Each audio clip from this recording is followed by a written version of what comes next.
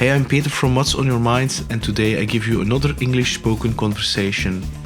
My guest, Tom Pennings, has lived for quite some time in the US, and now he's living back with his family in Zonhoven near Hasselt in Belgium, in Limburg. He is a CEO and founder of Salesnudge, amongst others.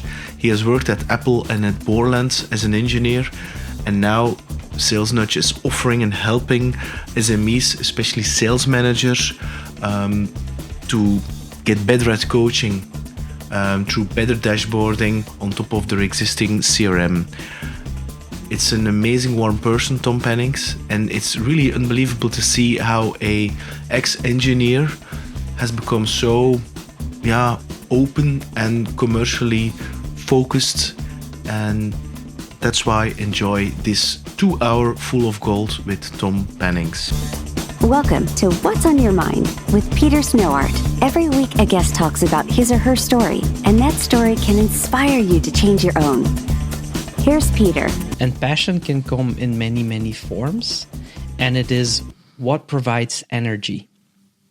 Very important. And this was a learning process. So when George was born in 2017, and when Pauline was born in 2020, with George, I didn't have that epiphany. With Pauline, I did, and it was because I was pressed with my nose on the facts. Because in my memory, and what I saw when growing up with my parents, children were a nuisance and a limitation to success. And that's what my vision was on having kids. That's why one of the reasons I wasn't, I didn't need to have kids. Now, when Pauline was born, and that was at the start of 2020, so right when COVID was hitting and everything else, and the family shifted, right? My wife is an anesthesiologist and an emergency doctor. So at that point, I was single provider for 2 kids. And the first reaction you have is to say, oh, wow, it's going to destroy my business. And the nuisance of having the kids and the distraction, the inability to schedule or anything like that is going to cause me to fail. Until this epiphany, this realization came where I saw that it was a source of energy. I just needed to find a way to use the source of energy. And so, and I know it's a common saying, when you're 80, you don't think, or you don't want to have spent more time in the office. I don't see it that way. I see it as I'm doing things, I want to work on things that make a difference, that make me happy along the lines of my vision where I want to go. Kids help me with that. Family helps me with that. And it's not about going to the office. It's about you have X amount of hours depending on the sleep that you have in a day, and you wanna make best of that. And you're not trading. You're just placing elements. Same with food. Same with sports. It's a life hacking process. And so when you say tomorrow is the end, we have a very bad disease, you don't look at what could have done differently. You say, did I place the energy in the right spots, and am I in a happy place? Ultimately, it doesn't, especially when you're in that situation, the rest of the people, in their opinion, don't matter anymore. It matters whether you feel you're at ease with everything, if you have any regrets. And so I place bursts of energy in my life in the days that I spent. This is the same like coming here. Is it going to be a burst of energy, or is it a drain? I don't look at it as going to be a win-win. No, it is is this going to give me energy? And that's why I enjoy sparring and spending time and discussing things with you, because we always get on a topic and we circle around that. And so when you said, let's come on the podcast, we're going to talk about some things, I'm like, all right, that's going to give me energy, especially when now I have a good week. So the software that I explained while we were outside, burst of energy. The fact that I was still able to spend an hour to see the kids before and wave, and they're all happy and daddy is home, it's a burst of energy. Now I can spend 2 hours, listen to a podcast. I'm looking at another burst of energy. Okay, I haven't heard Stain talk in a while. Great, podcast, last one, perfect. Let's another burst of energy. It's bursts of energy. That's at least how I look at it. Everybody's their own way. So what you're saying, Tom, is you are conscious of where you're going to put your attention on, and where. And that's a good one. In business they talk about time management. Mm-hmm. I don't believe in time management. I believe in energy management. Yes. And I think you should spend focus on things which indeed gives you energy, like this conversation and all the other conversations that we already had. And then feeling of becoming aware, this kind of thing, this is draining my energy, or even this person is like a vampire. It's sucking energy. Exactly. So we're not going to do that anymore. Yeah, so net positive, net negative. But so if time management is a good comparison, it's a Friday night, right? We already saw each other at noon, which was great. We can do this virtually. There's many reasons not to drive to Deinze. Many. If you look at it from a pure metrics and Excel sheet type of approach. But that's not the only way to assess certain things. We talked about flow. Those are different ways to look at the same situation and say, no, I'm going to do that. Sure, I could have put the kids to bed, but I know if I place a smaller burst of energy, which is I go home, we have a good conversation with development on the way home. I go see the kids, I can hug them. My wife is really tired. She has just slept because she did the 24-hour shift, but we got a hug in, and she was going to go to the fry stand. And so they're waving at me while I'm driving by, and I could leave with burst of energy. I feel positive when I'm leaving while I'm driving here. Wholly different when all stress is there.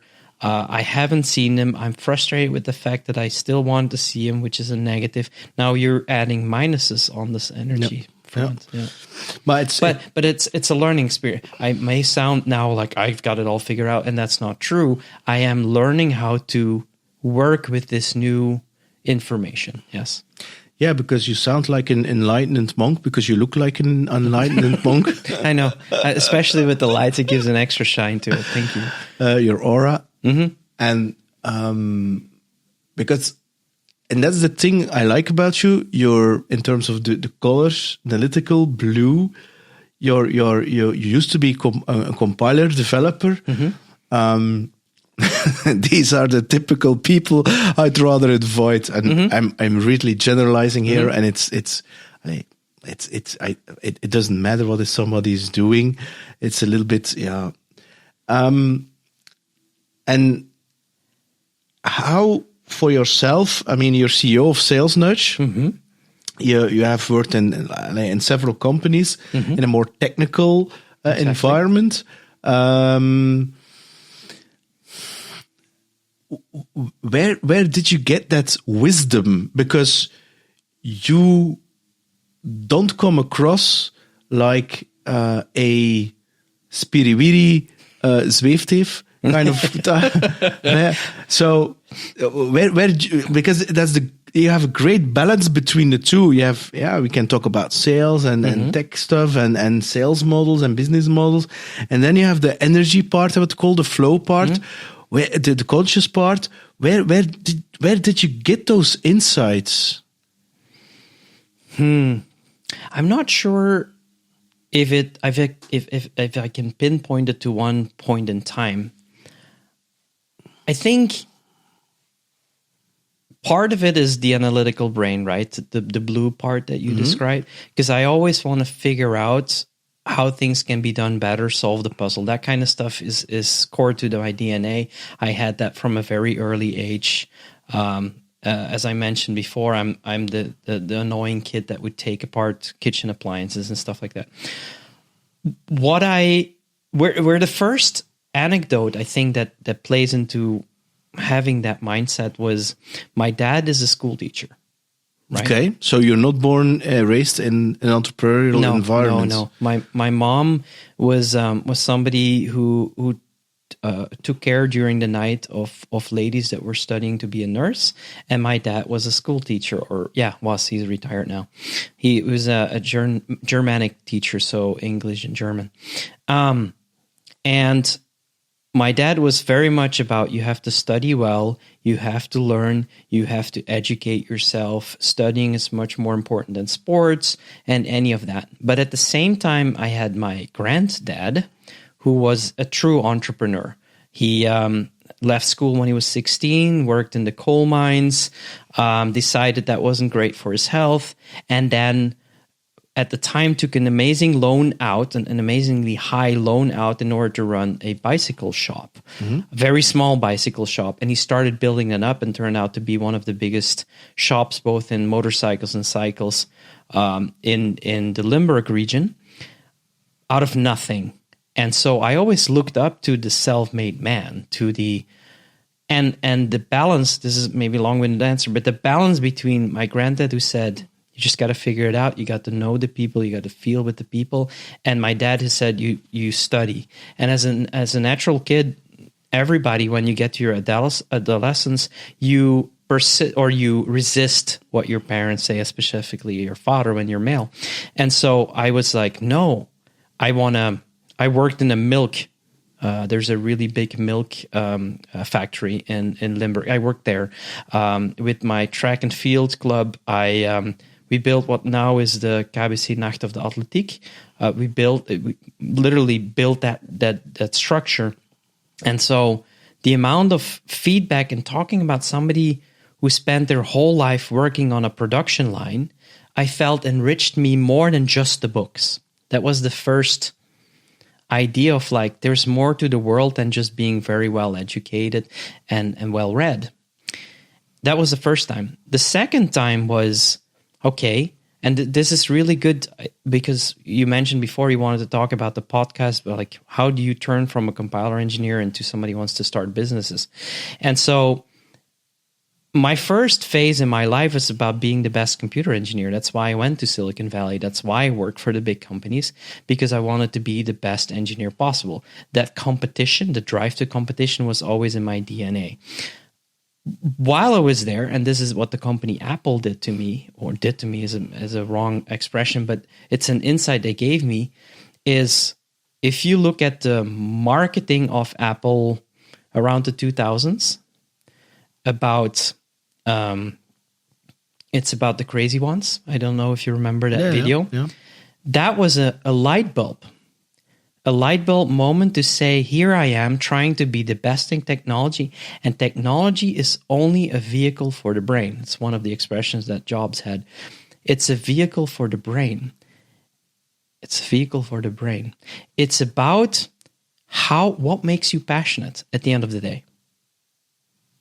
It's the pictures of your kids. It's the music you heard during your wedding night. It's the music when you crushed it at work, or the big deal, or maybe jumping around on The Offspring while you were in your teens, right? That is what, and immediately when I mentioned the song, do you feel the hair goes up? You're right back. It's about emotions. And how can you make that more accessible, easier to get to? If you think about the 1,000 pockets in your song, the 1,000 songs in your pocket, that was about emotion. Previously, you needed to go buy a CD and you want immediate gratification. You want to listen to The Offspring, right? You want that back, but it's really hard to get to. What if that was in your pocket? And technology enables that. So now I understood that technology can change and improve experiences, like Uber does for the taxis, like the music store did for finding the song and buying it for 99 cents. That's the epiphany for me to gather that in the end, it's about experiences. It's about feelings. It's about sound. It's about light. It's about the good feel, the hugs. And I mean, you dropped the P word like 1 million times. And for me, it's a very important one. Passion. Were you always that passionate? Always? Yeah, I remember, so very early on, computers were very important. I felt that. And because we're approximately the same age, so we're very young. So was it a Commodore 64 that you had? No, or an Amiga? TRS-80. What? Trash 80, TRS-80. Tandy, the Tandy shops. Okay. This was the very first computer that was accessible to hobbyists. And what kind? Was it an Unix or what kind of? No, it ran. Or actually, Coco, it ran a form of basic operating system. Basic, yeah. And those were floppy drives, eh? Oh, that was or before floppy with cassette, with tapes. Yeah, it was also my first and computer. You rewind and you do. And the reason, so I was with my kids. They had back then. The name of it was Hibi, I think. They had in Hasselt a Hibi, and I had to go shopping with my parents. And I wasn't the kid that was hanging out in the toys area, but there were up there screens with computers and you could type on them, and they were running some demo. And then I started seeing what this can do. And so at the time, speaking about passion, my parents said, don't do that. That is a waste of time. People who play games, they're never going to make it in life. And I said, no, I think this is going to be the future. I really believe that. I believe that this thing is going to make a difference, whatever it was. It was very vague. And so I started, a friend of mine had one of those. So after hours, I was coding there. And then my dad's brother once gave me a basic programming book and said, you could probably do more with it than I did. And so my parents said, no, this is like TV. Computers are like TV. You get half an hour every other day to work on the computer or whatever you need to do, because they didn't understand what I was doing. And that's it. Right. So I would write, I still found these books about a few years ago where I would write like papers and papers of coding manually out in my brain, trying to figure out what this would be. So, and then I taught myself how to type so that in the 30 minutes that I got from my parents, I could type the program, test it out, and then maybe write some stuff down so that I could, on paper, fix it. Yeah. Well, if you tell that story, I remember vividly the times where I was also coding, and the thing was then this is very different than it is today. Of course, so you type in the code and then you need to run it, and then suddenly it stops because there was a bug, an error. So you had to correct that, and then you can rerun it again. And that was and then for me came MS-DOS, and then I started deleting pieces of line within the, what was it called? Auto-exec.bat and the system. Sysconfig. Indeed. Yeah. So I literally, the computer went, I had to reformat it, boot it from a disk and things like that. And it did over and over. And then my mouse was no longer working because I deleted some driver. And, it really brings memories because, but my parents were very supportive because the first computer was an Philips, was it called MSX? Yeah, or XT probably. Yeah. And then it was indeed an XT and MS-DOS and things like that. So they were very supportive, but they didn't believe in the music thing. So so the guitar was like what your parents were like TV. For me, they were like, yeah, but why guitar? That's not. So I had to push to really get it. So that's different. But it teaches you persistence, right? And that's what I mean by passion. My core DNA felt that's where the world's gonna go. Even before it did. And I'm not saying I'm a visionary. I'm just saying it feels so close to me. And it came from like I said, taking apart kitchen appliances, then my parents are like, we're going to have to find a way to satisfy his desire to disassemble and assemble things. So I got my first Lego, and that was then the first Tandy building box. And then I got the 50 experiments that didn't take long enough. So then I got the 200 experiment, and then I got the first chemistry box, and then I burned down nearly the garden house. So they're like, we have to find things, and the computers fixed that.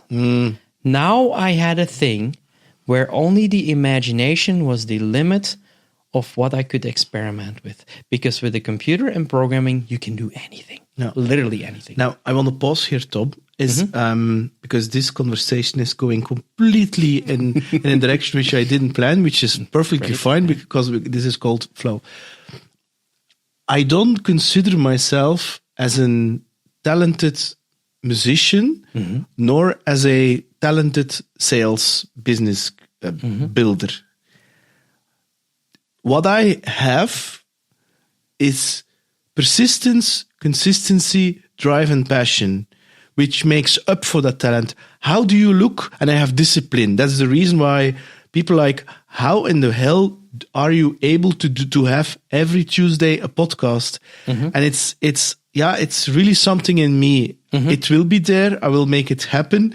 I don't care how it's going to happen. And these are new lights. I'm like, is this going to be perfect? So I'm always trying to improve. But I for me, that passion, that drive is for me, of course, you need to have a little bit of knowledge and expertise and talent. Otherwise, but it's for me really that drive, that passion, that is really the differentiator of becoming great at something. What's your take on that? Well, you forgot one: curiosity. Yeah, indeed. Very important. Yes, and that's why you have ABC. Always be curious. Very important in sales. Yes. So that's the reason why I have podcasts, because I'm so curious and I want to soak everything up. So that's a great one. But what's your take? Because I find it an interesting insight, and I want to learn from you, because it's also something you will use in recruiting people. So, do you believe it's talent? Are you talented in coding? You have, or you have that? It's that passion which makes you great at it. Tom Pennings is silent, ladies and gentlemen. Because I don't think there's a straight answer to that one. Of course not. Because, so one of the things that I did when I was younger was track and field running, right? And so I'm an okay running. I'm not a great runner. And I think for physical aspects, of course, there's your DNA. Because talent captures a lot, right? It's your DNA. It's your physical ability. It's and that makes you maybe run really fast. But to become the fastest, then experience, curiosity, willing to change, experiment, all of those things come into play. A Usain Bolt would have never become a Usain Bolt if he would have just run on talent. Never possible. Impossible. I've seen some really great people. I've seen some really great runners. If they don't, at one point in time, either have good coaches or have really good guidance, then they will never make it. And I think that applies to that question too. Talent needs to be there. You need to have an ability, and talent could also be the passion and the curiosity, right? That it's a cocktail of elements, skills, but skills are trainable. Yes. You can pick things up if you have enough curiosity and passion to persist. Very key. That's why I believe if you're talking recruitment, and I get this question when I do spend, I think once a quarter, I go to schools to talk about this. And there's really no ROI, except for I really enjoy seeing people who are still trying to figure out what they are good at, and they're using metrics that we use in the adult world to see if they're good enough. The only thing they should be worried about is what's the one thing that you want to stay up and not sleep for hours just to get it done, and cultivate that. I think that's a very key thing that no test, no puzzle, no experiment is ever going to get when you're hiring. A second thing that I think... Whoa. Here I want to pause because you're touching gold here. Mm-hmm. This is very interesting stuff. Assume you have a bunch of 18-year-old young people, school is sitting in front of you, and they ask you, Mr. Pennings, how do I discover my talents? How do I discover that thing that will keep me up at night, like the thing that Michelangelo, when he was painting in the Sixtine Chapel, the paint was dripping into his eyes. He was becoming almost blind, but he was so passionate. It's the same with Beethoven, or was it Bach? And one of the two was becoming deaf, but he still kept on playing. I mean, it's that thing that keeps the fire burning. But how do you detect that? How did you know for yourself? What's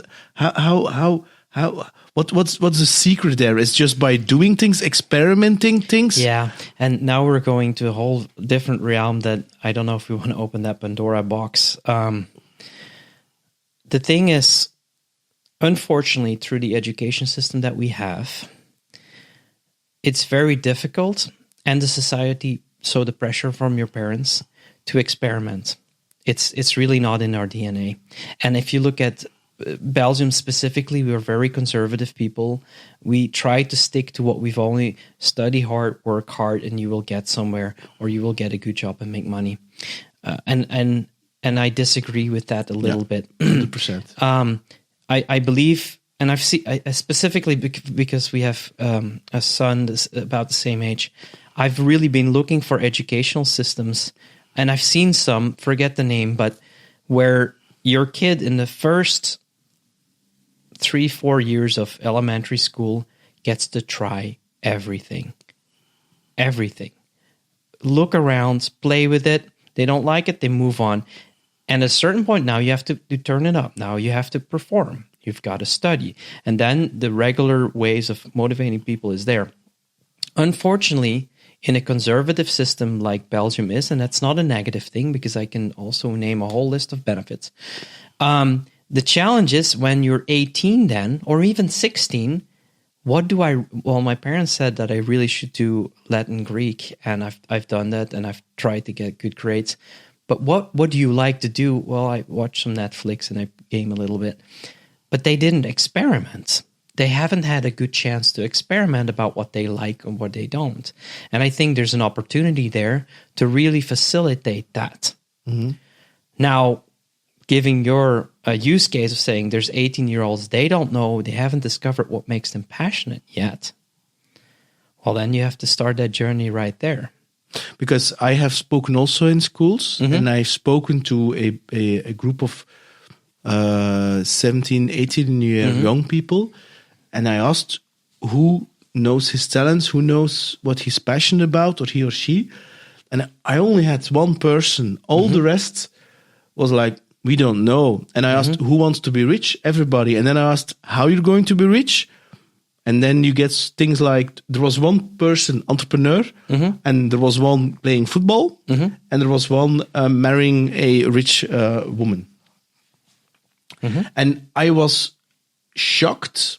I was feeling sorry for them because I had the feeling, and now I'm going to be a little bit, black and white, is I had the feeling that the education system sucked the whole energy thing right out of them, and even creativity, because they had to stick into a certain process in a certain format, which for some children will fit and for others not. And that they were actually disconnected from maybe their soul, from who they are as a person. And I was like, if I then look at the interns, because I had some interns, they also have that. But the thing there is that they are, I don't know, they they are more open and more passionate to experiment within a certain thing. But most interns that I had took me aside and said, Peter, I have stress. Within 6 months, I will be graduating. And I don't know what I want to do. I don't know what to do. And I said, to be honest, I didn't knew it either.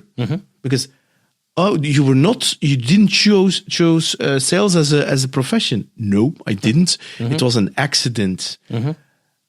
Oh, okay. And that's actually the advice that I give is, everything before 30 is learning. So this means do something, fail. It's okay. Do an account manager role for 2-3 years. Commercial skills you will always need. Yes. Always. Yep. As an entrepreneur, whatever, to sell something internal, it doesn't matter if you don't have an ambition to stick to that commercial career. But these commercial skills you can learn those things. So and then experiment in different environments, and make sure that you be careful with whom you will work for. Yes. Can you learn something from them, and will they leave the room when you're the smartest person in the room? Yes. And that you that you feel okay. They see the potential and they want to get that out of me, because it's the same with startups. A mentor in the early stage should not be a mentor at later stage. There are very few mentors you want to have along the ride all the way to 100 people company. I see that too often. It's very important to choose your mentors and to evaluate, and the best mentors are the ones that know when to quit. But it's the same. You are now CEO. How many persons are working at Salesnudge? If you look at independent contractors, there's about 11 people. Okay. Yeah.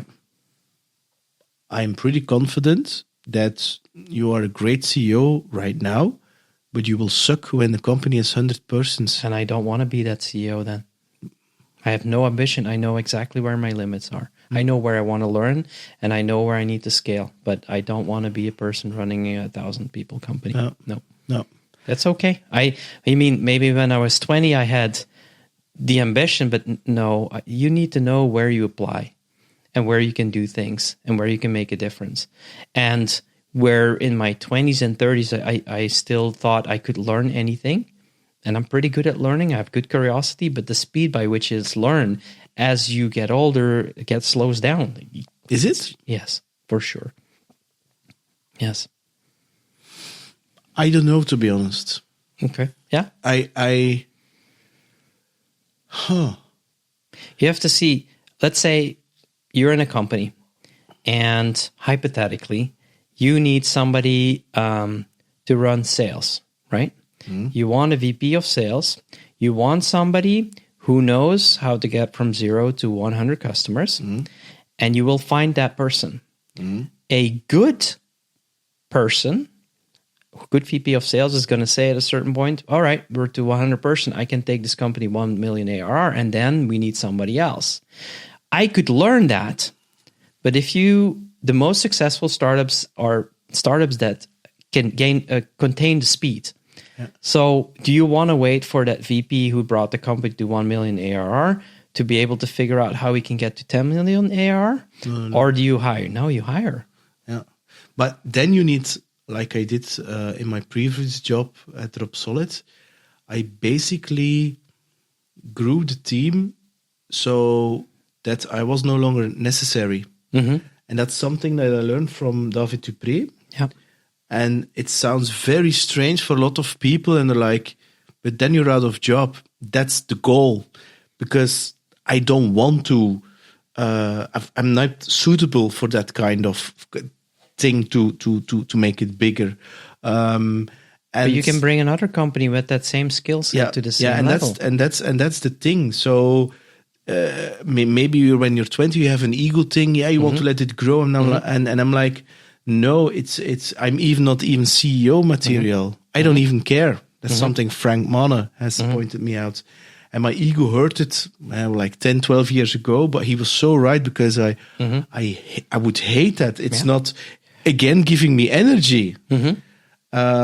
And yeah, but it really takes guts to know where your strengths would give you energy, and to say, no, these are not the limitation, but it's just not my zone of genius. Mm-hmm.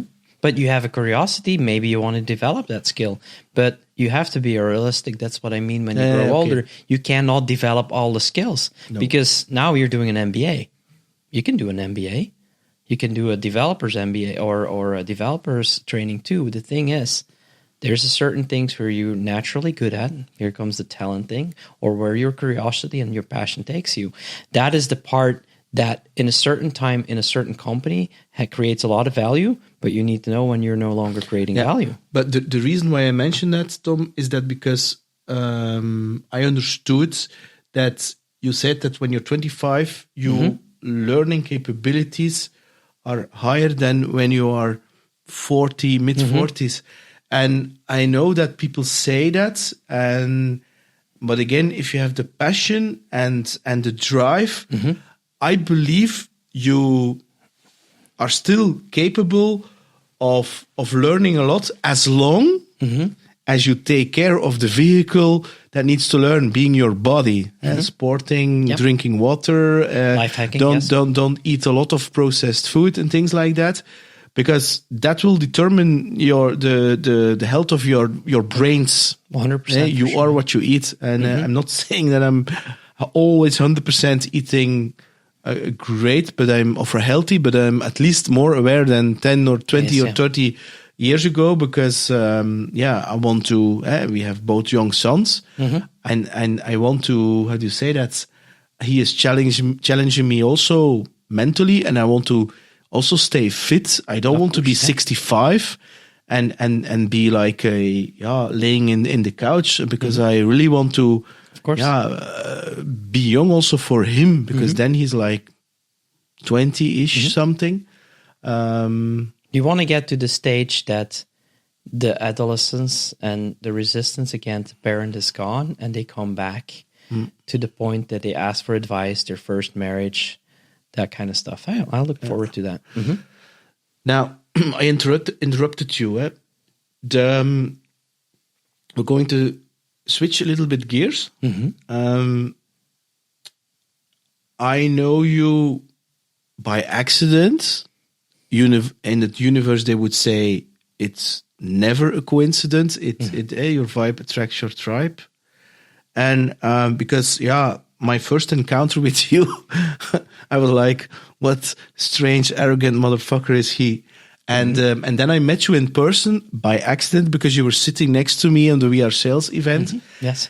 And because I didn't know that was you who sent me those strange DMs. And I immediately something clicked in me, and I was like, I'm going to help that guy. And I mean,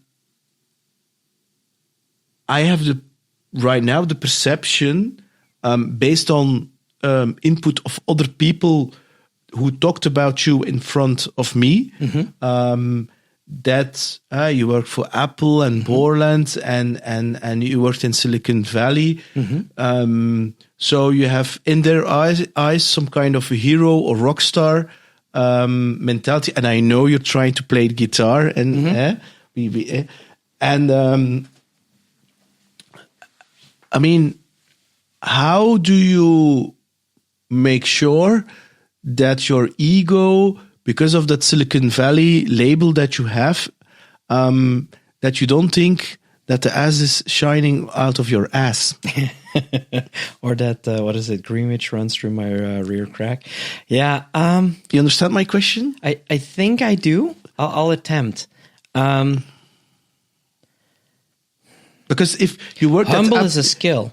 Yeah, but I mean, as a male, going in your 20s, I mean, the ego thing, even in the beginning of 30s, I mean, you work for Apple, you get lots of money, Silicon Valley, it's being hyped. Everyone tells you you're doing great. I mean, suddenly your ego thinks you're also great, which is normal. But you seem like a very humble, not bragging person to me. Yeah, because or you're a faker when you're around me? Maybe. No, I like puzzles. And so what you did matters, of course, but that's not going to, I mean, a good example is I started Salesnudge in 2022. The idea had been around for a while, but when we really started building prototypes was in 2022. And I started looking for mentorships. And people are like, you've got on Sofik, you've made big deals, you've built software, you've built teams. And I said, well, but this is the first time I'm doing pure SaaS. So I'm going back to basics. but that doesn't matter. That comes back to the mentor thing. You are only as smart as the experiences that you have. And so if I were to go back to Silicon Valley and I would go back to any big company there, Tesla, whatever, then yes. But I don't need to do that. I already did that. I want to solve a new puzzle. And that's where the curiosity and the passion comes in. I want to try something new. And the only way is to leave as much baggage as you had behind, meaning ego, oh, I know it all. It's not going to be the most successful path. You're better off to say, I don't know much. And so if you're talking about mentors, if I'm going to go there and say, I am the world, and like I said, Greenwich runs through my rear end, then I'm not going to learn a whole lot. If I go in and say, I don't know anything about sales, you've had some experiences.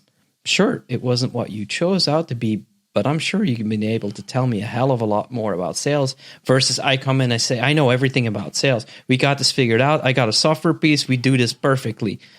What am I going to learn? Really? And so you need to see what drives you. What drives me is to figure it out.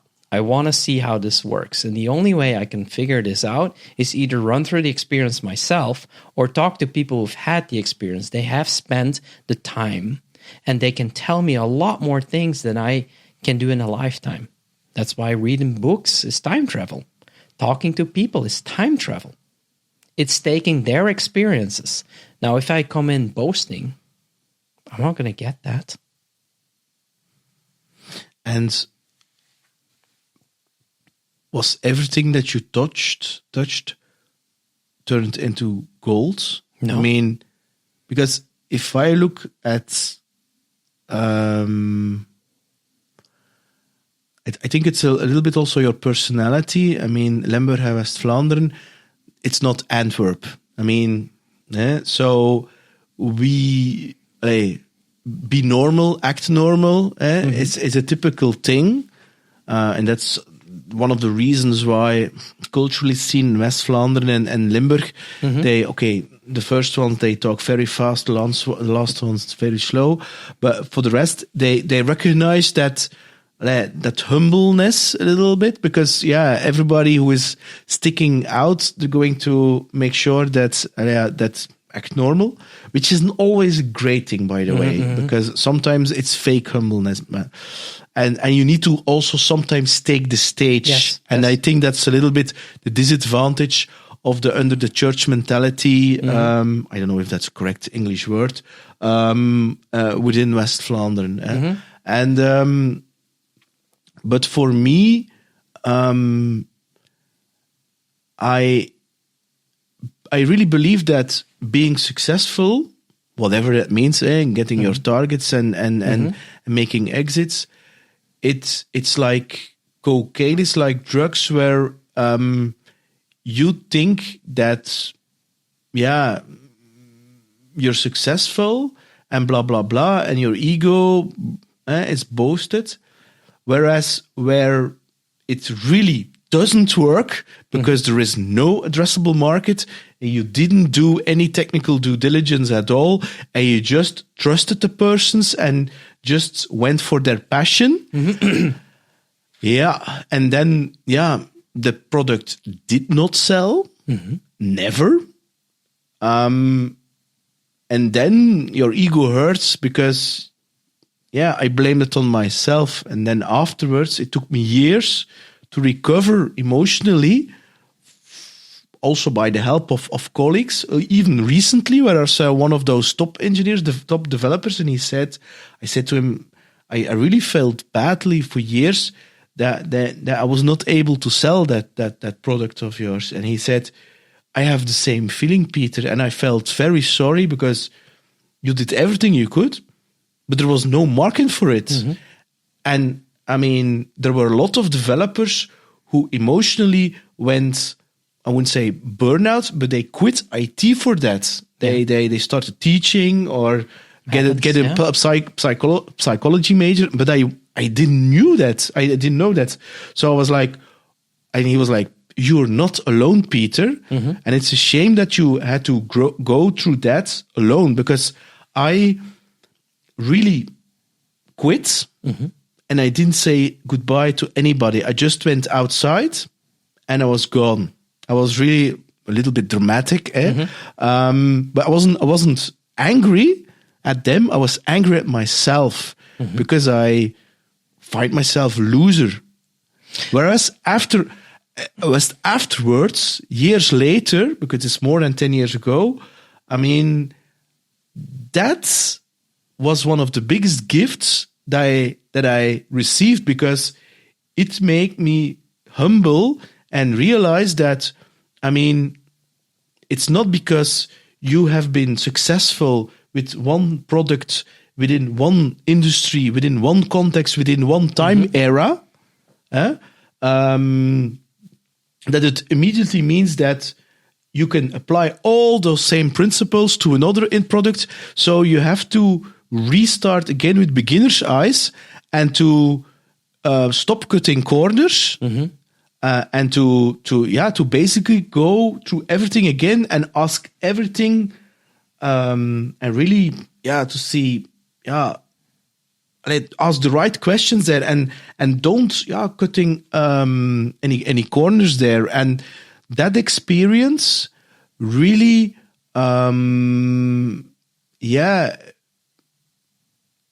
challenged, it hurted my ego, mm-hmm. and also learned me that, I mean, my self-worth was attached to getting a target, mm-hmm. or getting deals done. And I was like, oh shit, because it hurted, because I thought that would make me happy. And so from that experience, I mean, there is the person that I am, and then there's the things that you're doing, like sales, and that makes me, how do you say that? Detached in some kind of way, so that it makes me, I had my good times and I also had my bad times. So that makes me, I don't know, that I only would suggest that this or this or this or this is something that I feel that potentially would work. Mm-hmm. But I need to validate it and test that. That's why I'm a big fan of validation, to really test, iterate, and then conclude. And I also have the same a principle from music. So when everybody is having an idea, then I say, okay, we play them all, and then we decide what is going to work, and not we're going to put that idea in our head and then no, it's not going to. No, you don't know. First you try it. Yeah. But that's actually it hits on many points. One is the best salespeople listen, right? The more, if your ego is going to play and you're going to want to sell and you're going to go after it, you're just going to blast in the doors and be like, I'm going to show you the best product in the world. But you haven't really asked what the issue is. What is this customer dealing with? Maybe they just had a family member pass away. Maybe he called you because, I don't know, recognized you from a friend. The ask is the first, and that's humbleness. That is saying, hey, great, we meet. I'm really happy you took the time out. What triggered you? Why are we sitting down? And instead of talking about the price and what your product can do and how great it is, maybe it doesn't even apply to the person that you're sitting down with. Good salespeople, and I'm not the expert, I'll actually look at you for this, but good salespeople look for a win. They look for a win-win. What do you need? Can my product do that? And the really great salespeople say, I don't think we can help you. I think you're probably going to look for something else, but still appreciate you taking the time. If you're going to come in and boast and all this other stuff, and this comes back to listening, being okay with letting go. Yeah, that's it. Being okay with it, because that's the first phase in learning. When you fight the loss or not hitting the target, then just self-reflections, why this happened, and internalizing it is not going to help you understand what went wrong and how you can make things different. As soon as you battle and you fight, you go back to the testosterone mode, then I'm not saying it's completely impossible, but the chances that you learn is very low. The chances that you sell your product if you come in boasting with a lot of ego is very low. Sure, in some circumstances that works, but especially enterprise sales, the business-to-business sales, it's all about tell me what your challenges are, and we can see if we can. I just want time where you can explain what you're dealing with. The more open you are about what your challenges are and how you think, based on the website, a reference, whatever it is, that we can help you, the more I can see if we match. And I won't waste your time if there's not. If there is, if I show you in a demo, now I'm talking software products, what we can do to help you fix that, would you consider that? Yeah, I 100% fully agree. And therefore is the ego thing a very important one. Why do you do what you do? Are you here just for your own external validation and boasting your ego thing? Hitting your numbers, getting your commission? Yeah. Or are you here to help me? Yeah. Or you're here because you really want to make a dent or an impact on that person's business. And that's for me, the great salespeople are that. So they don't care about. Of course, they care about the money and the commission, but you have to have drivers. But it's not the main one. It's not, and people feel that difference. They feel it. Are you really want to create an impact? That's that intention that they're feeling, or is it just because you're doing a job and you're thinking about your commission? But that builds in the first driver, trust. Yeah. Do I trust you that with the challenges I'm dealing with? Do I trust you with sharing these challenges? First thing. And do I trust you that you're going to help me solve them, or do your damnest to help me solve them?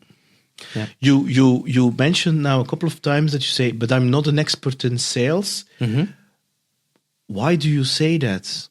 And what makes somebody an expert in sales? Because sales is just a very generic term. I mean, somebody is more like an expert in a certain region, niche, because it doesn't exist the 100%. I'm not a sales expert in high volume sales. Frank Mann is also. We had lots of discussions 20 years ago about it. That's one of the biggest lessons that I share with him. If you take somebody who has been through a very product-driven high-volume sales and then put them in a very complex high-value sales and low volume, it's not going to work, because those sales, it needs to go very fast, and it's really, terwijl the other ones with the value, the product is actually the sales. Yes. Because it's in the conversation, it's really in the application of the knowledge, and then there comes the tool.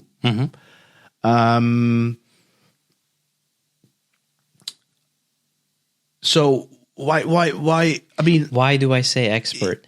Because you say from yourself you're not an expert, and I'm like, yeah, but I found you an expert. Maybe you mean that you didn't have 30 years plus sales, but I'm going to share you a secret, Tom. If I see, it's my personal opinion. You can disagree, of course.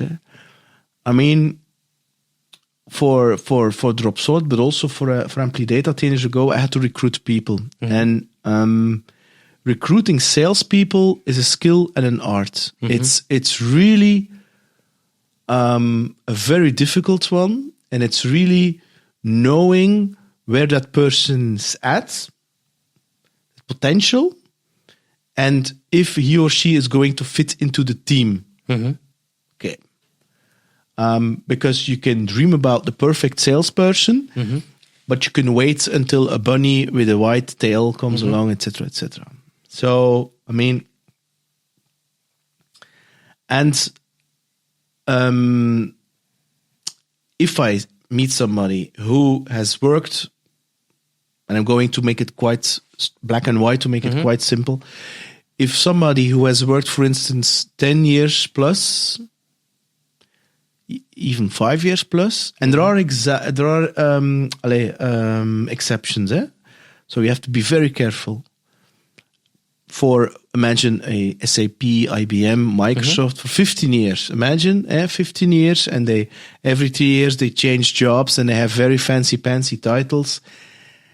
That would, for me, not make him or her a sales expert fitting, for example, into a CRO, VP sales role at Salesnudge. And the reason is, and it applies for people, even within a smaller company who has been working there for 20 years as sales, because then I'm like, you have learned to do a circus trick, and you have doing it over and over and over and over again, and you are not open to for new dialogues and new insights. And typically they are attached to a very closed mindset. Of course, yeah. So history has warned them. So, and then you can say from a distance in the normal, you can say, yeah, they have 20 years of sales experience. I'm like, no, they have not. They have 20 years of sticking around in a corporate organization, and they know exactly what they need to do and to survive in such an environment, and I have nothing against that.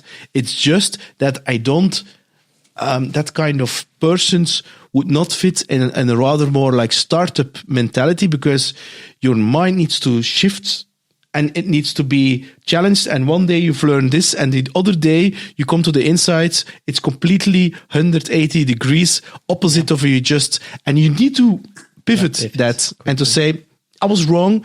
It's now this. The reason why I said it in your case is because your career, and like you said, you didn't start off as sales, but you are constantly looking. You are reevaluating. You're open to how can I change this? And you've worked in multiple companies in different environments, not always as sales roles, but with sales. Always as sales roles, eh? Always. Okay. Always. So you have a much broader experience with sales in different use cases. And by nature, you're curious. So you're going to look at the situation. You're going to look like, okay, this is what happened. All right, how do I apply what I have learned in the past? And how can I find a way to make it work right here? That's an experience that I unfortunately don't have, right? That is the 30 years. The 30 years is indeed not, I've sold, not anything against Coca-Cola, but I've sold Coca-Cola bottles for 30 years. And so here comes back to the mentor thing that keeps coming back. The mentor thing is people who may not be the top of the bill. They may not be somebody sold billion-dollar deals 10 years in a row. The person who has tried this, tried that, may have made small successes, but there are peaks in their experiences and how they're trying new stuff to make it work is sometimes way more valuable than somebody who did the biggest deal ever. Yeah, but I've done deals of 65 million euros and I know how those deals work. And I can say those are not the best salespersons.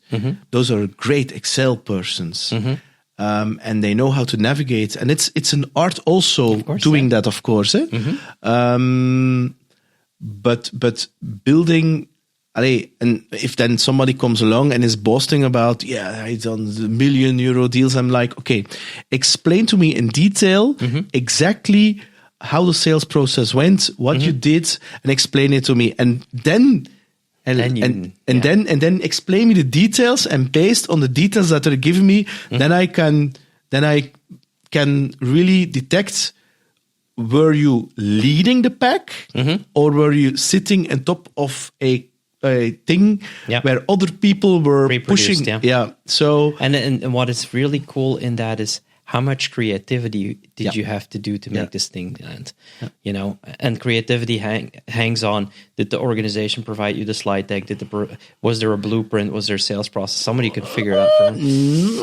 No, for me, I mean, if I look at myself, I remember that from IBM. It was 2007, and I started at IBM. It was like, I'm now going to learn everything. And I really remember to my manager, Piet Tange, and I said, Piet, don't ever put me into security. And I don't want to do that anymore.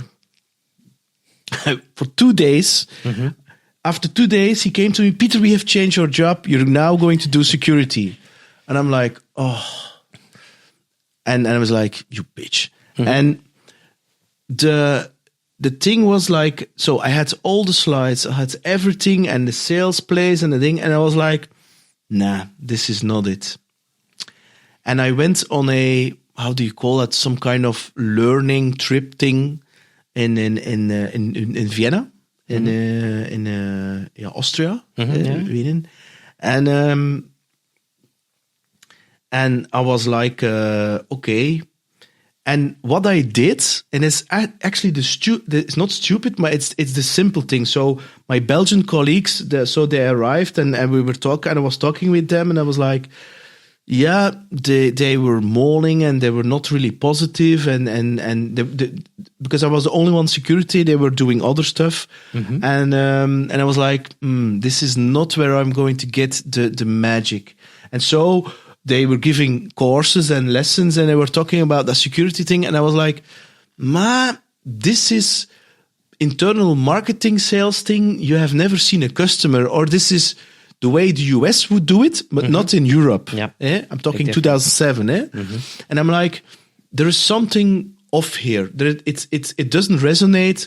The slides are full of very difficult acronyms and very difficult terms. I'm like, I mean, nobody cares about federated identity management and reconciliation, blah, blah, blah. I'm like, there's something missing here. And then the magic, and it's so simple. And we're coming back to the books and it's about, okay, at night, that was my learning experience. So what I did, because I felt really alone, and I was like, I'm here.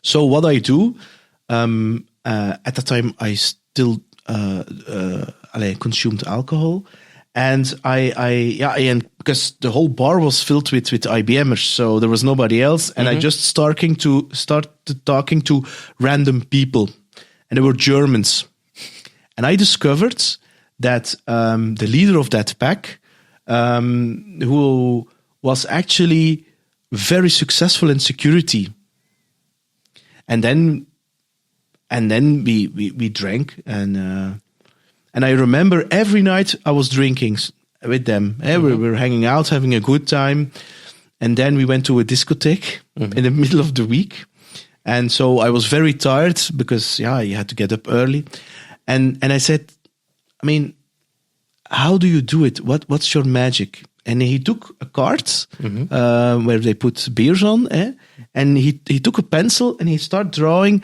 a very simple, storytelling thing on a whiteboard. And I was like, I get this. This I can explain to people that they will understand the message. So I get rid of all the slides. And that for me is also creativity. So I was like, I'm going to apply this. And in no time, I was actually copying his thing, and I never said, this is my thing. I always refer to, it's Andreas his thing. It's the trademark belongs to him. I'm just an apostle, a follower of his methodology.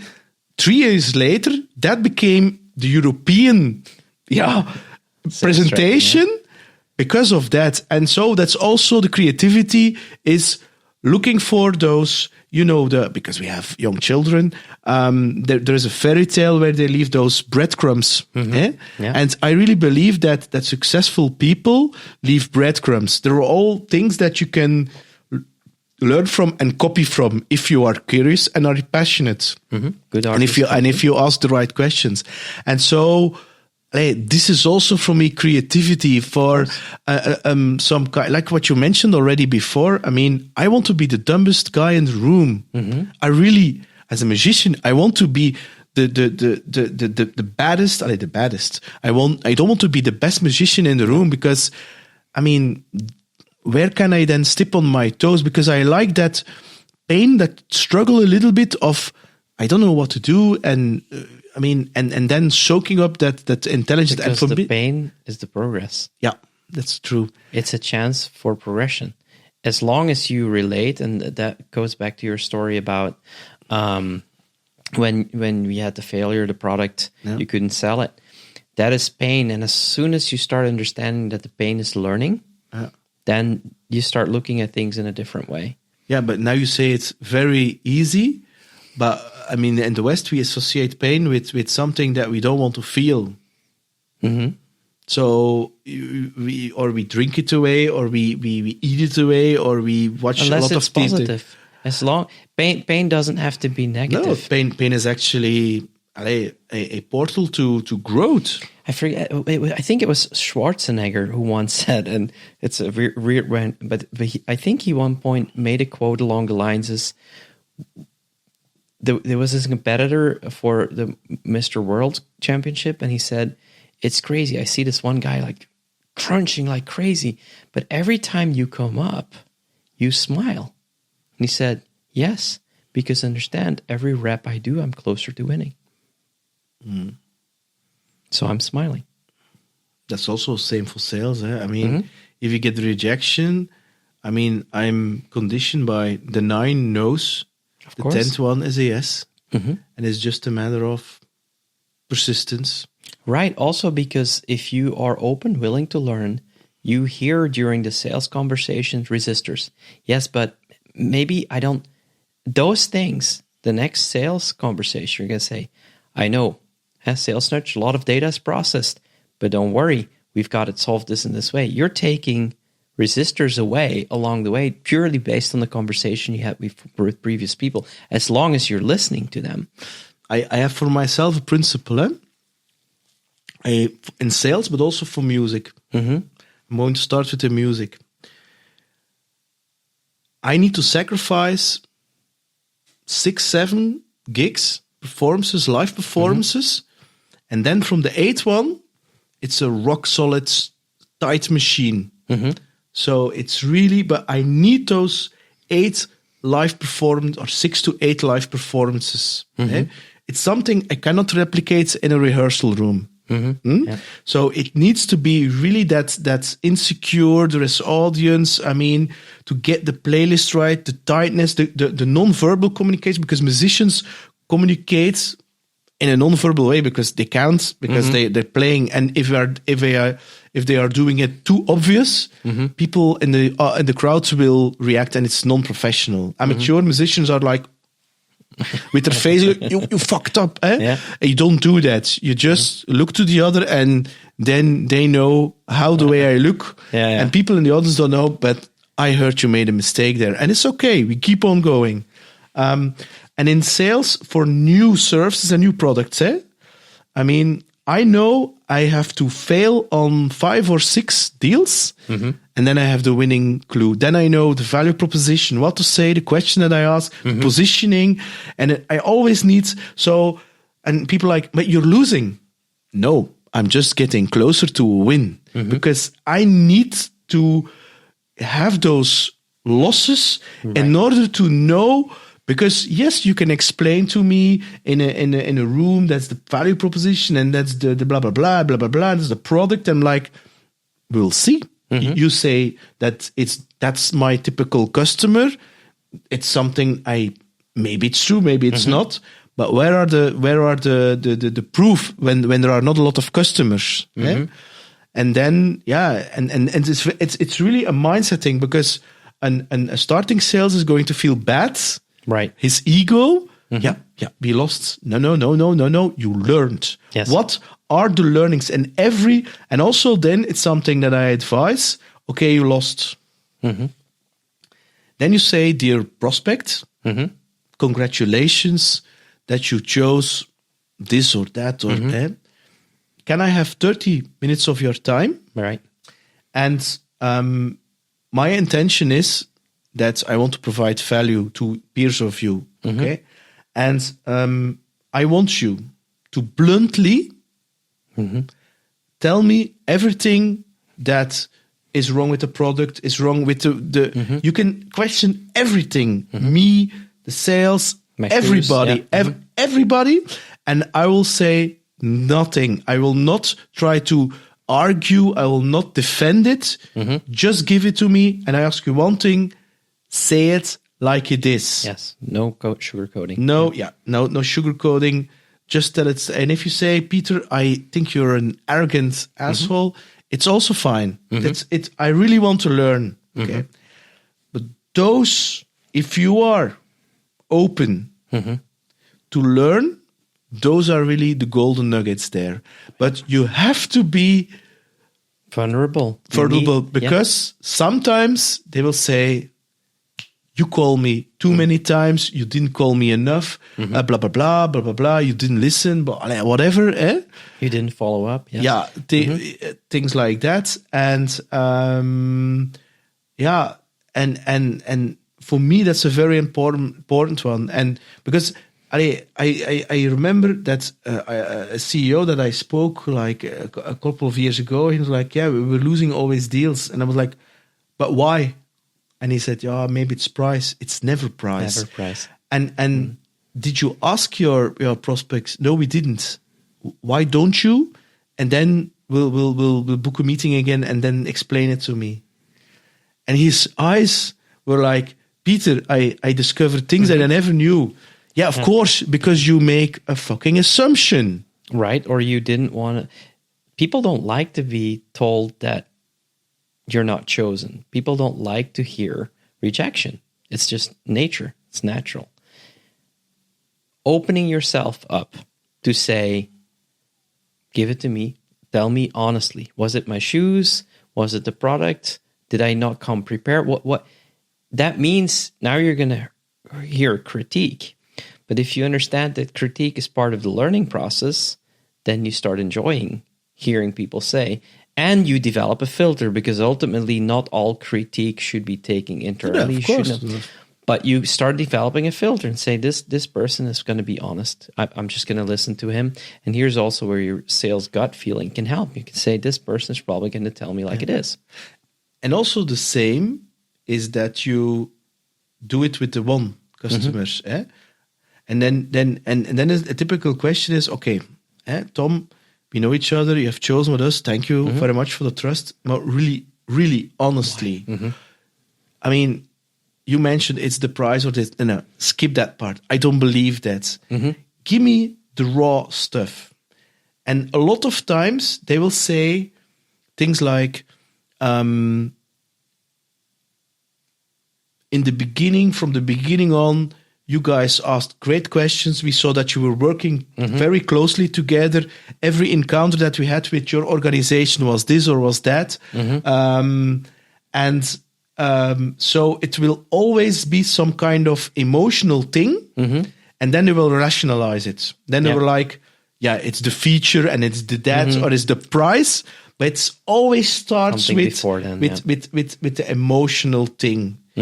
If you ask it, but they will not say that because, I mean, they cannot. Not logical. Yeah, it's not logical, and they cannot defend that internally to their exec committee, and it's not something you could put in a business case maybe Sell you the can miss. maybe you can add it as a small line. Yeah, the work, it's a great company, but no, the price is right and a business case and things like that. And it's very important for me personally if you want to, grow in from a couple of customers to exponentially grow that. There lie the golden nuggets, but I don't see a lot of people doing that because they are afraid of Rejection. You don't want to be rejected. It's like a dating scene. Yep. Yeah. I mean, looking back, you are in Belgium because you had to, because you couldn't go back to the US because of those that thing that happened a couple of years ago. I'll try not to sneeze. Yeah.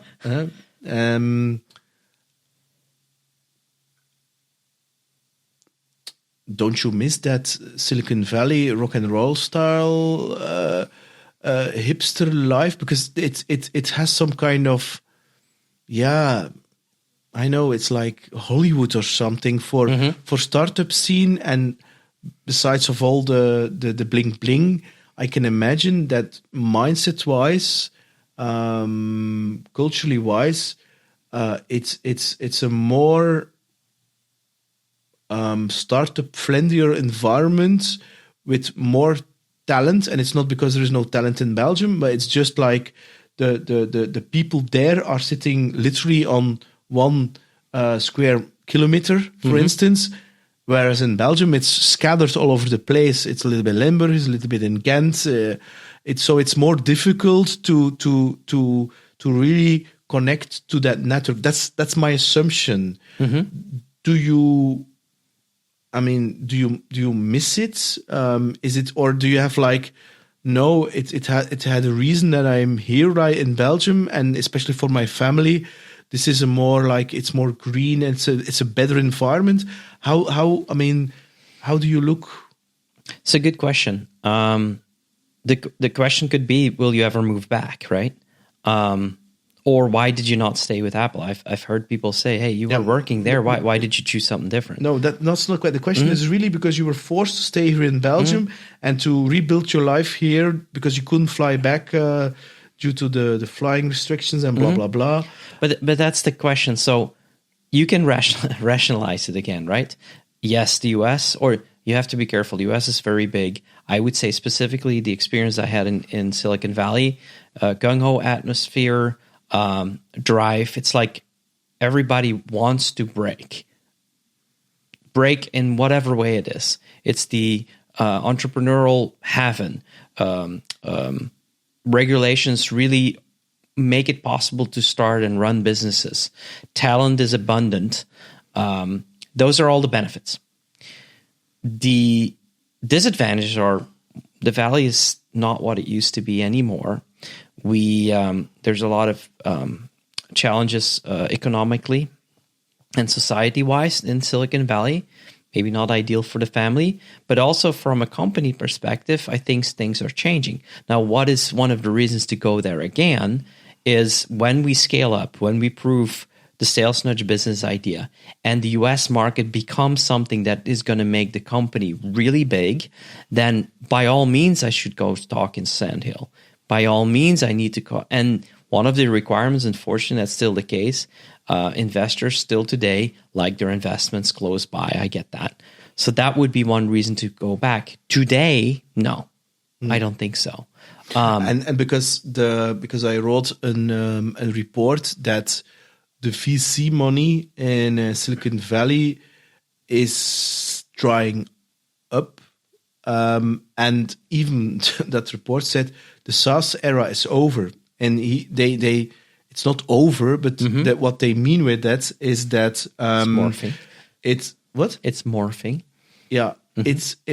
I mean, the era where there was like unlimited money, that a CEO with a narcissistic, toxic, alpha male ego was pumping up, pump and dump some kind of idea with an app which was not really providing value, and with investors that would invest in that. I mean, I don't want to refer to the FTX case, but that it's slowing down.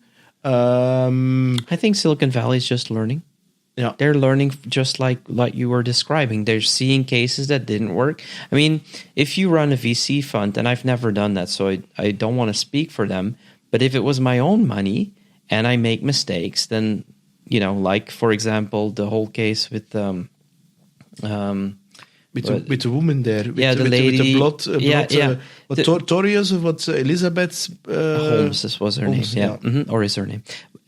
Those things happen, and they will continue to happen. It's a risk-based factor, and ultimately, at an early stage of a company, you don't have a lot to go off. It's a very interesting. Peter from Sequoia Capital once told me. He said it's funny talking about on Sophic. He said it's really weird. On one hand, we are investors, and therefore we want bold statements. We want crazy ideas because we want items in our portfolio to succeed to a level that is hardly imaginable. At the same time, we want to not take too much risk because our portfolio is important. There is a return on investment that we need. And so it's really a catch-22. So will cases like an Elizabeth Holmes or, Sam, will those happen again? They will, ultimately. And you can see it in times of high, when there's a lot of capital that needs to be deployed, those things will go up. And in times where we are today, and you can see this is not just a Silicon Valley thing. Globally, investments are slowing down. What was interesting, beginning of the year, we saw more investments actually in the Series A and less in the later stages, which is counterproductive. But that will move. It will move, and it's trying to learn from the system. And ultimately, if VC firm wants to stand out too, they have a business to run. Yep. And so they're looking for new ways. Like I said, one of the traditional things that most VCs haven't stepped away from is any investment we do needs to be local, and we want them close. I'm looking forward to a diverse VC that makes remote investments successful, because that one is going to have an edge. And VC firms, just like startups, are looking for other ways. Is that going to be in the Silicon Valley? I don't know that. We'll have to see. Now, and if you don't want to answer, I really respect that. Now you are the majority stakeholder of the company. Mm-hmm. So it means literally you are the boss. And it means that you can take all the decisions. I mean, in my experience, adding VCs or adding other shareholders, where VC is a shareholder, depending on the size of that share, they will have also something to say. And sometimes the things that they say, as they are not in touch with customers or with prospects, is based on papers that they read on the internet. That will happen. Yeah. And whereas sometimes they can suggest very stupid things, and it feels like your baby is no longer your baby anymore. And I have, I know certain CEOs who are like, I want to bootstrap as long as I can, and I don't say I don't want any VCs in my company, but they will be very careful who they will bring into the company. And I'm not talking about the money, but really about who they are as a person or that company and the values, and because will they have the same drive and impact on building that company, instead of just cashing within 5 to 7 years and pushing me to an exit? Yeah. What's your view on your baby Salesnudge right now? I think it's a rational decision, ultimately. Certain models scale and can be potentially run bootstrapped. If you look at OnSophic, it's a bootstrapped company. We never took on any capital. it had challenges with, or still has challenges with scaling. Salesnudge is the customer lifetime value of Salesnudge is relatively low in the single-digit thousands, and therefore you need a certain set of capital in order to scale it up. There's no other way. I mean, you could try, and many startups today are, because of the drying up of the capital, are looking for ways to get to break even. Maybe add some consultancies. It's a business decision.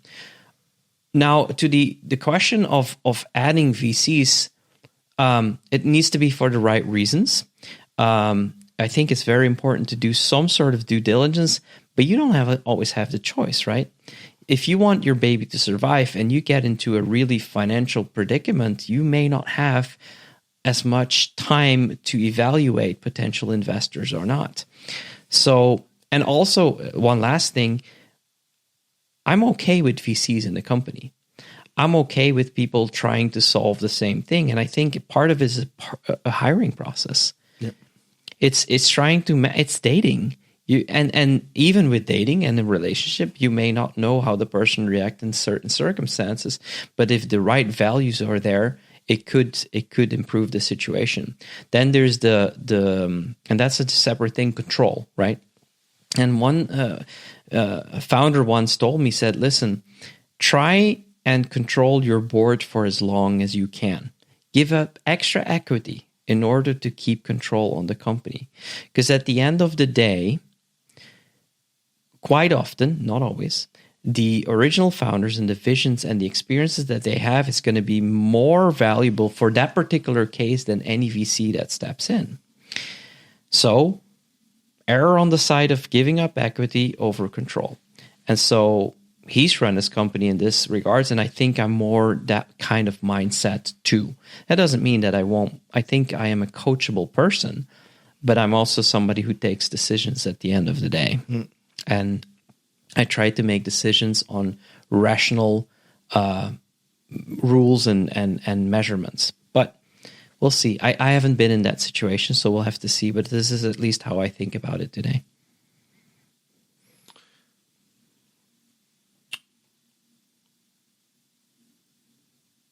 The Salesnudge idea, which is, by the way, a fantastic product. I'm a big fan, as you are aware of. How did you validate the idea that this was, because you're particularly your customers right now are European based? Mm-hmm, correct, okay. Yeah. Belgium and the Netherlands. Yeah. On what parameters did you decide that this was a idea where you can make money off or build a company off? How did you validate that? What were the parameters? Good question. Ultimately, until you have a couple, and even then, you're not quite finished validating. No, of course not. Because at this stage of the company, you're still tuning the product, you're still trying to do the market fit, and you're trying to still find the ideal customer profile. And there could be multiple as you go down the road. So we haven't it all figured out, just to be clear. At which point, if your question is at which point you decided push the gas, was based on experience. You have to see at Onsophic, what we solve is we have large organizations, and by large I mean organizations with a large workforce that need to go through change. And what is change? They need to adopt new processes and need to adopt new tools, preferably software tools. Traditionally, that's being done with training, coaches, train the trainer, offsites, that kind of stuff, which is a long process, takes a lot of content. What we found in these large organizations is that if software can detect where the needs are, now you can do really a coach on the shoulder of every individual, automate it, and provide insights to the actual coaches to say, this person needs help, here you need. So data-driven coaching. But it would apply to a variety of things. The disadvantage of that kind of sale is Well, it's a large company, takes a lot of convincing, long sales cycles, and long implementation cycles, right? And so in 2020, a good time to reflect on things, we started thinking, which cases have we done the most? And turned out to be that sales was something, or was a business case that came back over and over again. And the pains that we saw with our customers was, if a CRM is involved, getting the people to do the administration part was hard. And so large organizations were looking for insights. Where do we need to push a particular product? Which one is working well? What's not working well? And we saw that over and over again in our large customers. But the disadvantage was, it needs to be coupled with an HR system. They use their own calendaring system. They've got a CRM, all of this stuff. And so I said, what if we could bring this to SMEs? Because SMEs, they're starting, if you look at the European SME market, anywhere between 10 up to 100 people, about 38% of them are starting to use a CRM now. So that has landed. Starting, aren't they using it by default? No. Oh. If it's 38% of the market, there's still a lot to be grown. Mm-hmm. Belgium and the Netherlands stands out with 48%. Okay. So we're 10% ahead of the European average. So if that's happening in Belgium and the Netherlands, what's causing that? And you can see, thanks to companies like Team Leader, FSC, there's a lot of awareness about that being important. The challenge is, though, those are generic CRMs. And so things that are missing are insights, team features, that kind of stuff was not there. And so we said, if we can help them with that, since we've seen that, and we can plug on the CRM, now there's an opportunity there. And so then we started working with a partnering company that's had quite a bit of experience in sales, and said, hey, can we just with some Excel sheets start building some that it looks like it? And we used Kumal.io for the first dashboarding. It didn't look great, but it was good to test it out. And that happened in 21, beginning 22. And so when we saw that at a certain point, and we did, I think by the time we were 22, I had 250 conversations with sales managers all over the place, different CRMs, different company sizes. And a set of questions always came back. And that was the basis of saying, all right, when we can start answering these questions, and that was 22 about, is let's give him something to start answering these questions and see if they pay for it. Because in my experience, you never should do things for free. So I said, no, this costs money. I was very honest about the capabilities of the product, and that was beta, and they were early stage customers, but they started learning with us. Mm. And that's when you then get to 10, 15 customers, now you can start adding. Mm-hmm. Now you see somebody wants to pay for it. We went from license of a quarter to 2 quarter to 1 year licenses, and every started. And then you see people upgrading or basically renewing. Then you know this is starting to work. Those 250 sales managers, mm-hmm. what are the insights that you take away? I mean, is there a high quality of sales manager? Is there a lot of work to do? What were your things that you learned that you didn't know upfront that you were there specific industries that you say that's better there, or I don't know, were there specific? Well, it's to the applicability of a product, right? So a drop shipping company is not going to get a lot of value from Salesnudge, because Salesnudge is specifically targeting B2B, I assume. Organizations that have an actual sales team. Yeah.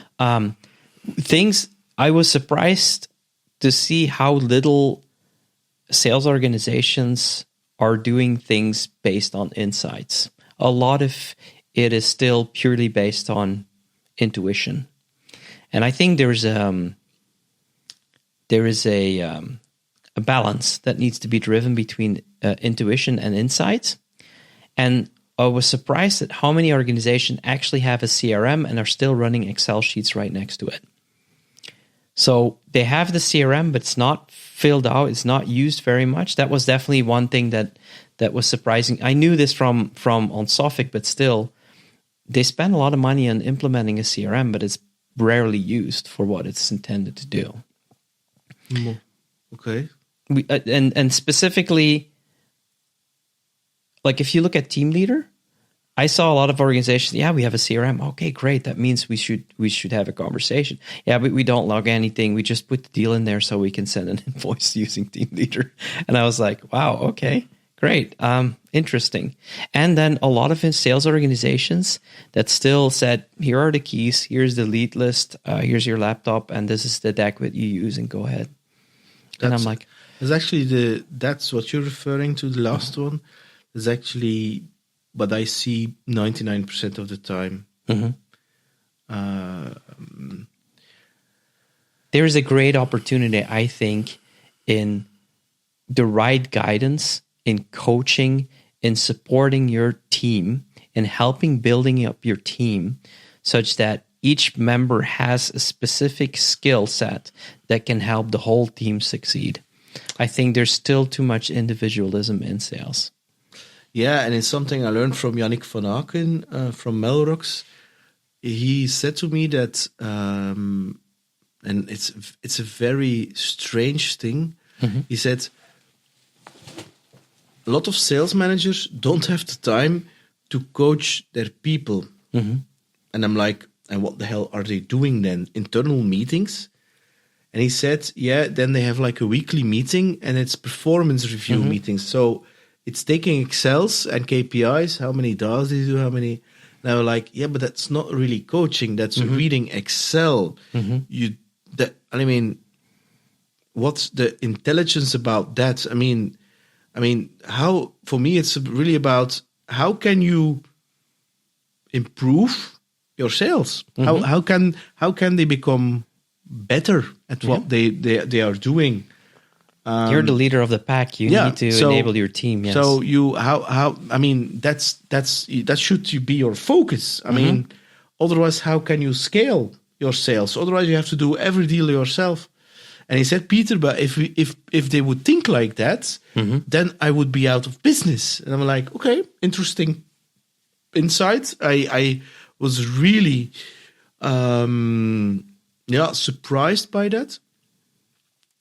And today, I believe that there has been especially in the SaaS world, there has been a era that it was surfing the wave. So this means that software was just bought, and it was bought. And I think now, in these special times, based on the companies that I see, is that most sales organizations have their first priority is having qualified new logos, leads. That's they're looking for that magic formula. They forgot to invest in certain things the last years, but that's a detail. And I think right now we're going to see who is going to be great sales leaders and who aren't. And those who aren't, and that's some things I heard already, is that, and it's a very sad thing, is that they are exaggerating certain toxic behavior. Yeah. Which is going to lead into burning out salespeople and really toxic negative behavior and pushing certain people, and which is actually bad sales management because they cannot tolerate the stress and the pressure.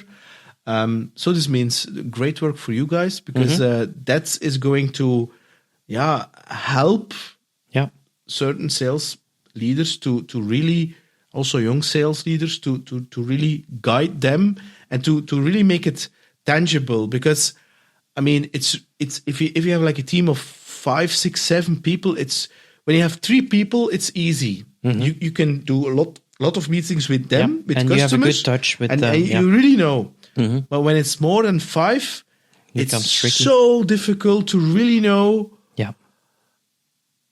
how are they really doing. And then you get that intuition thing, and it's a very good tool, but it cannot just limit it by that, because having intuition and just they did not reach the target. Ooh, that's a very... Right. It's not because somebody reaches that target, he or she is a good sales. No. So you have to be very... Well, no, you have a loose cannon in your team, right? It may fire really well or it may not, and you don't know when that's going to happen. Yeah. And that's the thing that a typical CRM system does not give you insights. Correct, yes. Yeah, we know that very well, yes. Now, we're not all the way there. We're developing on that. But specifically, coming back to the burning platform, which is one strategy, right? I think there is a burning platform. Change is happening. I think digitization is happening in sales, and digitization is happening. And I think the salespeople, the new kids on the block, are starting to understand that there is a new synergy between technology and sales. And I think the successful organizations, and that's coaching, that is making decisions, that is choosing which deals to work on and stuff, that is not just going to magically appear. You need a system to make that work. And I think that's where we're going to be heading in the next 5 to 6 years, because it is under pressure. It is under pressure. My personal opinion is that it's no longer it should no longer be on sales alone. It should be really this marketing thing where you really have that overview of inbound, outbound, and that you as a sales leader or whatever leader, that you have an overview to really turn on the dials, because there are so many parameters driving that you have to make sure that you cannot rely 100% on inbound, you cannot 100% rely on outbound. No. And so you have to be, because all those the market is changing, dynamics are changing, and it's going to be a team, and the team goes beyond the sales. Yeah. Right? Marketing says we have this message. This is going to get the MQLs into the system. If we only knew what the customer, that's your sales team. They are sitting with your prospects and your customers every day. It's their job. Ask them. We've had this conversation. It's like silos.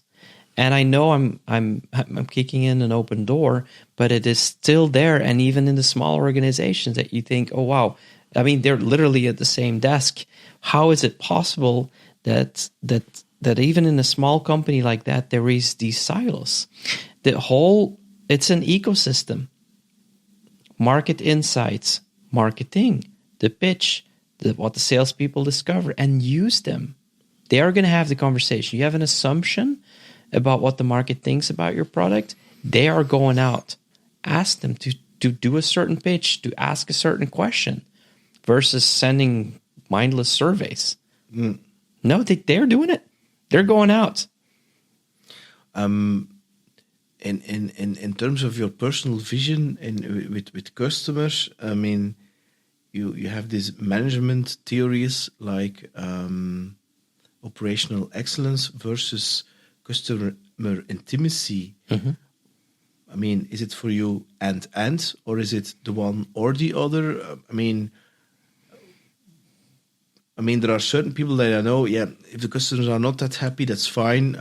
As long as we are operational excellent, okay, that's a thing. Yeah, there's no one right. I don't think I believe, especially in the early stages, as we're trying to learn from the product, the customer is always right. Yeah, because there is so much that is still a rough diamond that any feedback that you do, you should really listen to. Ask if you can. If the customer is not too frustrated, ask them. Ask them again. You have to, the book Crossing the Chasm. One of the advantages that you have with an early adopter is they will take a risk on you. They are more flexible. At a certain point they will leave you because they like buying new things. They like trying new things. So they won't be there forever. But while they're there, make good use of them. They will be critical. They will have a certain are about, wow, I want to try something new and this is something new, but getting their feedback. So in that phase, I would definitely say customer driven, getting a lot from the customer. When you start scaling up, you got to start filtering through, I mean, just tuning out the noise, as you say. You have to do that because ultimately you don't want to be pulled in every single direction. Yeah, and also, and I think it was the guy from Odo who said that, is that there is a difference between, and I experienced also myself, is that the customers who have brought you from 0 to 10 are different customers than from 10 to 100. Exactly. Because they're bigger, they are more complex and things like that. And so this means that, yeah, you will discover that the sales cycle and the cost of sales is equal to that smaller deal as to a little bigger deal. So for you, it's more interesting to focus on that bigger deal because the cost of sales is actually the same. But at the same time, those little ones made you big. Yes. So, and it's really that paradox where you have to live in and to say, I mean, you could enjoy a product at a very cheap price, when you put it a little bluntly, and getting value out of it. But we're coming at a stage where we can no longer justify that. Yeah, and it sounds very easy. It's chapter 3 and 4 in Crossing the Chasm. It's about it's basically killing your early revenue. Yes. For the chance that the early adopters will start scaling up your product. And that's literally chapter 3 and 4 in Crossing the Chasm. And it's for investors, for the founder, you're literally telling them, yeah, we're going to cut that revenue. We're going to just cut the revenue because we believe we can scale up. It's the same what I learned, because we're talking about learning experiences here, what I learned in OnSophic. In OnSophic, I learned the typical thing that every book says: when you are working with large organizations, don't get stuck in integration hell. And to some degree, we did. And that's just because there are really large contracts, there is large financial value, and they're sustainable of your company. So you will bend the vision of your product based on your customer. It's just an existential decision. And that makes SaaS so interesting because you have to balance that constantly. And you said it really well, by saying, no, we're not going to do that. We're going to do that. This one is valid, this is not. And a good CEO or a good product manager is going to find a good balance between that. Yeah. But in order to cross the chasm, unfortunately, you're going to disappoint a lot of your early customer base. It's part of the learning process. You had a very traumatic experience by losing one of your friends and co-founders. How did that affect your vision on the relativity of life and doing a startup again and a company? Because a startup sounds really cool. At the same time, it's like an SM sadomasochistic exercise you're doing, because you're struggling all the time because there is so much. You better enjoy it. And clarity. You need to find the right people, and people leave, then the product fits. It's never going to be perfect. It's really hard, and then in combination with family and things like that. I mean, how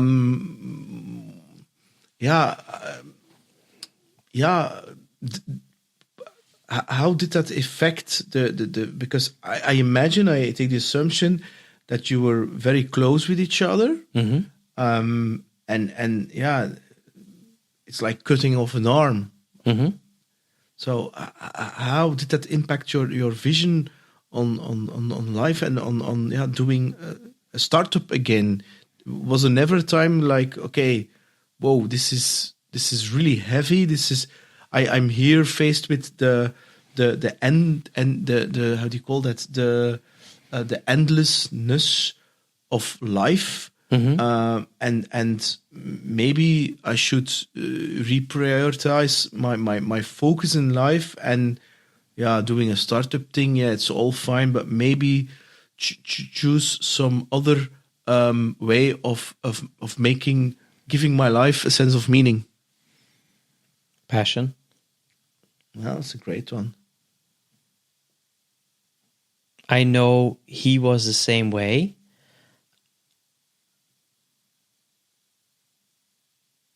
Yeah, there's no more to say. I mean, sure, it affects you. I mean, every day it's even this noon, the conversation where we had, I see things and I'm trying, because he was also my mentor, right? He was not a fully operational person, especially not for Salesnudge. He did some of the finance stuff, but he was not as actively involved as in Sophic. But he was in the first place a mentor and a friend. He'd been in the Valley for a long time, had done several startups successfully. And so his greatest thing was, after I retire, there were a couple of things he wanted to achieve, and we achieved those together. And so after 2020, because things started there were concerns in 2020. He was less and less involved. But still, as a friend, we were constantly touching, and I had one of the biggest values that a co-founder can bring is a klankbord. It's something to meet with and check your sanity, and also knowing each other well enough where you appreciate him calling you out and saying, "Hey, what was this about?" So that I miss. I definitely miss that part now in running the company, but the passion that he had is part of the mentorship he instilled into me. And so it didn't waver anything into what I want to do and I'm currently able to do. So no, it didn't change. For me personally, it didn't change anything about Salesnudge at all, or on Sophic for that matter. If you would knock here on the door as a kind of a spirited version, and he said, "Tom, you can give me 1 minute," what would you say to him right now? We had that moment before, because I traveled to California in November when he was already really, really bad. And we met, or I came to his house, I stayed at his house. And when I entered the room, there was no words said. I didn't need to say thank you.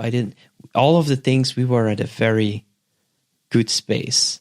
And I just came in, how can I help for the situation? So, no, I don't think we want to say anything. Be great to see him. You just mentioned that when we saw each other this afternoon, I'm going to say it in my words, you felt he was there, or you had to, what were you referring to? Ian was very good in, flow. Yeah. He could say, stop meddling with the situation. It's going to flow. You joining lunch, previously it would say, no, there was no appointment we had. No, there is a reason why this is happening. And he was very good in setting circumstances, not controlling it. It just would happen, where he'd said, all right, Peter there, Ruben there, Mo there, perfect.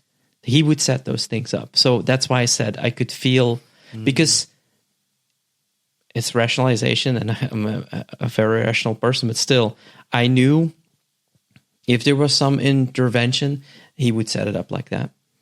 Because he knew I would struggle with the decisions I'm about to make. You know what I mean? Yes, I know what you mean now. And so that's why I said, this would be something Ian would have done exactly like this. Okay. You studied where?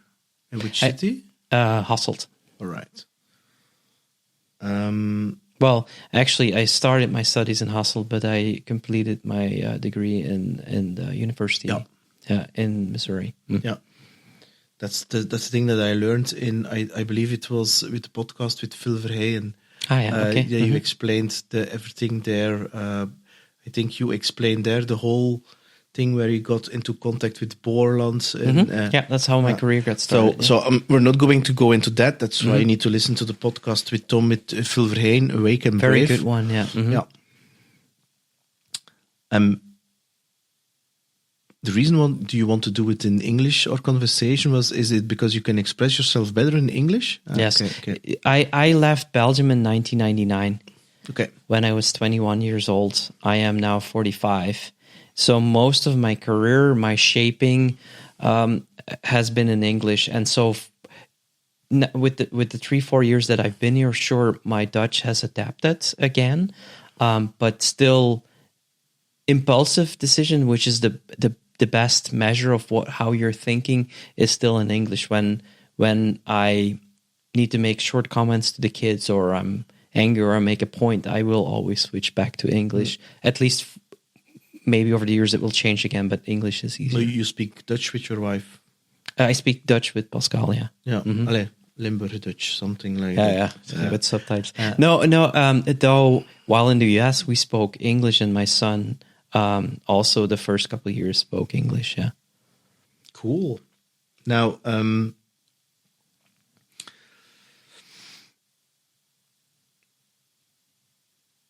it's today, it's a Friday night.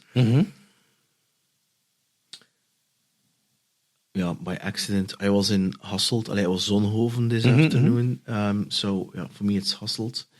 Zonhoven, I associate that with Reggie and with Zornik, the singer guitar player, because I believe they live there. Because the guitar player of Zornik is a acquaintance of mine, and I know he is rehearsing in Zonhoven. Imagine we would have dinner in Hasselt, and the 18-year young Tom enters. And he's like, "Hey, Tom, you don't have any hair, and your friend, he doesn't even have hair." What kind of life advice, insights, lessons would you give to the 18-year young Tom, and saying like, "Yeah, but every lesson is everything that happened is a lesson or insight that doesn't count." What kind of advice or advices would you give him? Don't use too much gel because you're losing your hair. I mean, grow a beard. No. What would you or say the electric version of Volkswagen sucks? Go for Tesla.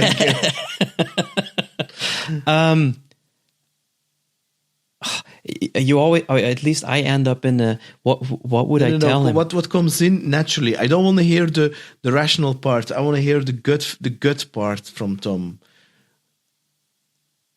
right now. So you don't have to overthink. Start earlier. Start early with a company.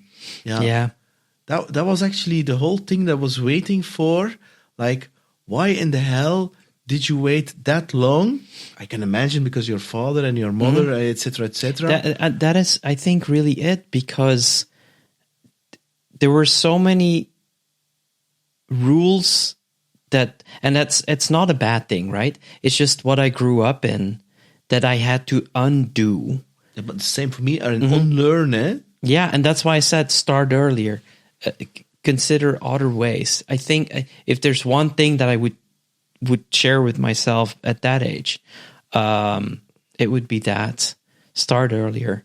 That doesn't, I mean, the experience at the big companies definitely shaped, and some of the thinking definitely comes at the big companies, but that could have been shorter. I mean, a year or two there. That's what you meant by the 18-year-olds. Try it. Come on, go in a big company for 2 years. Make sure to decide what you want to get from that. But if it's there after 2 years, move on. And would you choose the same degree? I mean, would you or go for a master in informatics or in IT or something else if you could redo it again? And what is the what do you believe is the impact of a degree on your career? Because there are no degrees to become an entrepreneur. No, I think it's part of your DNA. Back to the talent thing. No, I think it's, you cannot make entrepreneurs if they're not one. I think it's nearly impossible to do. And then entrepreneur is also a mixed bag of skills, right?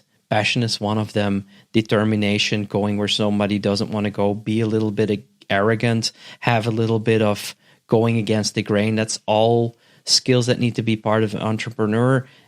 And I don't think those skills are not necessarily trained skills. You can train some of them, but part of it is you either have it or you don't. Would I do computer science again? And maybe immediately in Belgium, but maybe immediately in the US or something? No. I coming back, remember I was saying the advantages and disadvantages earlier. I think the fact that I got my base education here in Belgium, at the time, I don't know now, it's been too long, but was very good. It prepared me perfectly for going to the US. And a good example of that is I remember we were writing on our final paper in the United States. And so I did a classic Greek Latin education here for the first 4 years, and then I switched to sciences and mathematics in high school. And so when we were writing our final paper, one of the people were working on chip design, and they in the US had no notion about basic chemistry, basic physics, things that we had in high school. Okay. So whereas so the base education back then was here very good and prepared me perfectly for going to the US, because the US, at least the university I was in, was very applied. I was a sponge. People would give me stuff and see what I could do with it. But that would have not been possible if I didn't have the base degree. So that I wouldn't change, at least at the time. Would I still study computer science? Yeah. Because with computer science, it's like studying economics. I mean, when you, or even marketing, I didn't study marketing, but from the things I know is that the moment you start and the moment you finish, when you finish, everything that you learned is already obsolete and old. I agreed. I think the concept of what computer education is, and I haven't done it recently, maybe it changed. I think it's way more important to learn concepts than a programming language. A programming language can support the concept, but learning the concept and now learning with ChatGPT how it can help you program better is going to be way more important than learning how Java works, really. Because by the time, indeed, when you graduate, maybe Java has been replaced by something else. The method of which... during my education, especially with Belgium, the computer science, I was constantly say I haven't learned anything. But now looking back, it was a guideline for my passion. Because if you're just flying on passion, there were many different places I could go. And because of the education, at least there were guardrails by which I structured how I was learning. But I think the education by itself is not enough. You can be very self-driven, I think, get the same quality of education for computer science.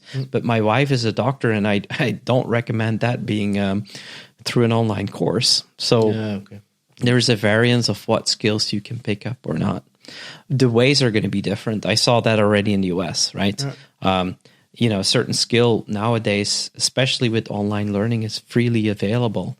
But the biggest challenge in learning is not the content, it's the coaching. And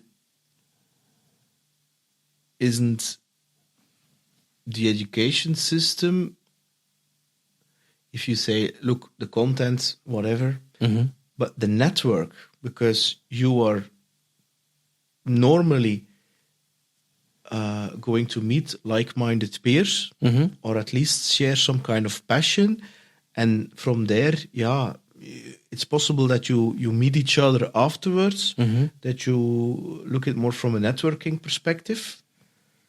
Depends on the computer science. Part of it is indeed sharing and working together. That's why open source projects and so have become very popular. It enables people who are by nature not people who enjoy meeting each other, still can collaborate and build great projects together they can't do on their own. So open source has definitely proven that, and the whole open source movement. Is that necessary? to become a great programmer, because I'm looking at that specific skill, I don't know. The advantage that you have nowadays, thanks to GitHub and all these tools online, you can learn really quick in an environment, in a project that you download and you start committing, merging, and basically adding value to very easily. That didn't exist when I was studying. I mean, and so I always say, people who said, well, I'm studying computer science, but I wish I had some more experience in companies. You don't need that. You can go online and start contributing to any open source project tomorrow. There are project managers there. There's documentation. There's the whole. You don't even need to apply for a job on that one. And there's enough projects out there that you can start learning from. That is what I would advise to my younger me if I were to start studying. And still, I think part of it is the educational guardrails would help there. But I think that needs to be redesigned. Okay. Now, I discovered a secret from you that nobody knows, and I'm going to share it openly and publicly. Mm-hmm. You are playing guitar a little bit. A little bit, yes. Which makes you, of course, separate from the masses. Now, you mentioned The Offspring. Mm-hmm. The Offspring is great music, but who is for you? Who do you admire as a guitar player? You spent a lot of time in the US, and the music in the US and here is different. Yes, One of my heroes is actually a Dutch guy. It's Eddie Van Halen. Like Beat It, he wrote that. And in Belgium, it's that kind of music is not hip, especially today. It's. But I like it, and I even play some kind of that kind of guitars because it's a little bit rebellious. But things like the Wallflowers and things like Third Eye Blind. I mean, here in Belgium, it's people don't know that kind of, or even the Dave Matthews Band. And I could go on other or even John Mayer. I also am a big fan of John Mayer. I mean, people here know him because he's the ex of Taylor Swift or from Jennifer Aniston or Katy Perry, but not. He's a great musician. What are the typical? What are your heroes there, or heroines? Because the best guitar players are females. The lady that in the later concert from Michael Jackson played "Beat It" was a lady. Yeah. No, there were two. So in the 80s, you Slash had, was at one point. Slash. Yeah, okay, but you had what's her name? I forget her too because I remember. But the last one, who was in the film "This Is It," she's now the partner already for quite some time of Richie Sambora of Bon Jovi. Okay, Orianti. But in the 80s, it was Jennifer Batten. She was with big hair, and she's literally one of the best female guitar players ever in the world. Whatever is best. I mean. And now today, Taylor Swift is responsible for skyrocketing the Fender sales of guitars, and there are right now more female technical players than there are male. If you you see on YouTube, many ladies, also Asian ladies who do amazing stuff. Asian, but also Brazilian. You have like Lara Basilio, who is Brazilian. She used to be a lawyer, and she's an amazing guitar player. And it's and I find, and real technically, it's not about just singer-songwriter, just bashing out. They're actually really technical prowess. Yeah. I think I'm really simple. Like I've since like my teens, like early teens, I've been a Metallica fan.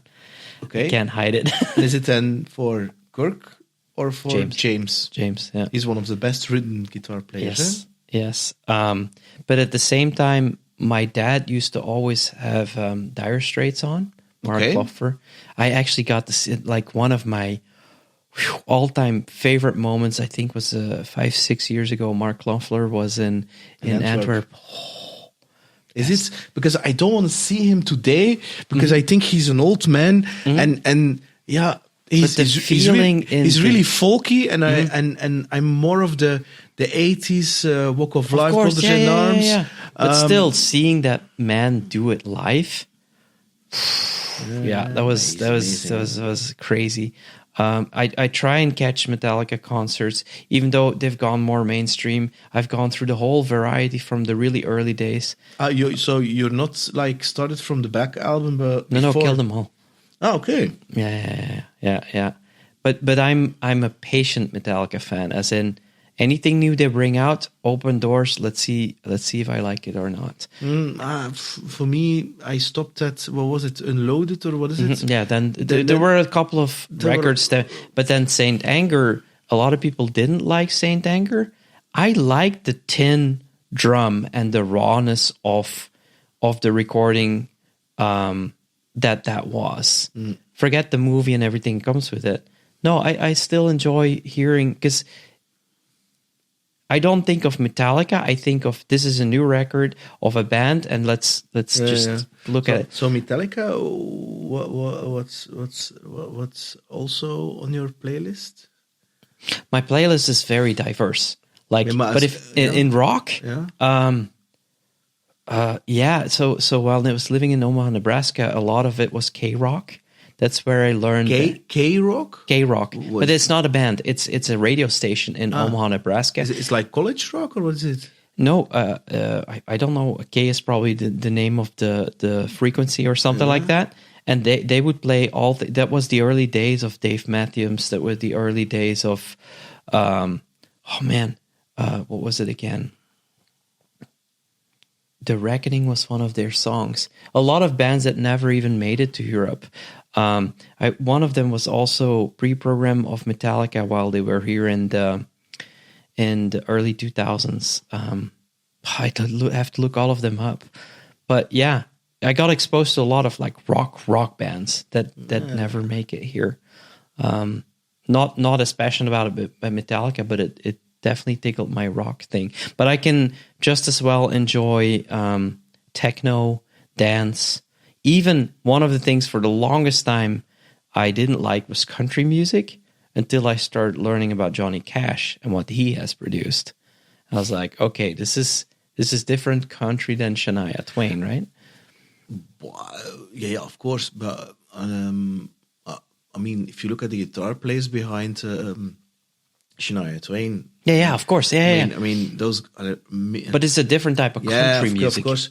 But I mean, country music here in Belgium is a little bit, at least from my perception, because I know a couple of country singers and artists in Belgium. It's like a subgenre. It's not that popular. Whereas in the US, it's crossover with rock, pop. I mean, line dancing, all that stuff. Yeah, it's also in Belgium, but it's still line dancing here in Belgium has a little bit marginal, marginal. Not in where I was. I know, but and in the US, you were into Brad Paisley kind of thing. You know Brad Paisley? I don't know. No? He's a big country star, but he has a very it's like Keith Urban, you know him? He's here famous for being the husband of Nicole Kidman, whereas in the US he's an amazing artist, and I really like those guys, but it's here, it's unknown. But a lot of the Midwestern music, like the Bible Belt music, and also Christian rock. The Bible Belt. That's basically Missouri, Omaha. Okay. That's and Christian music. It's like it's like church. No, it's like rock music about Christian topics.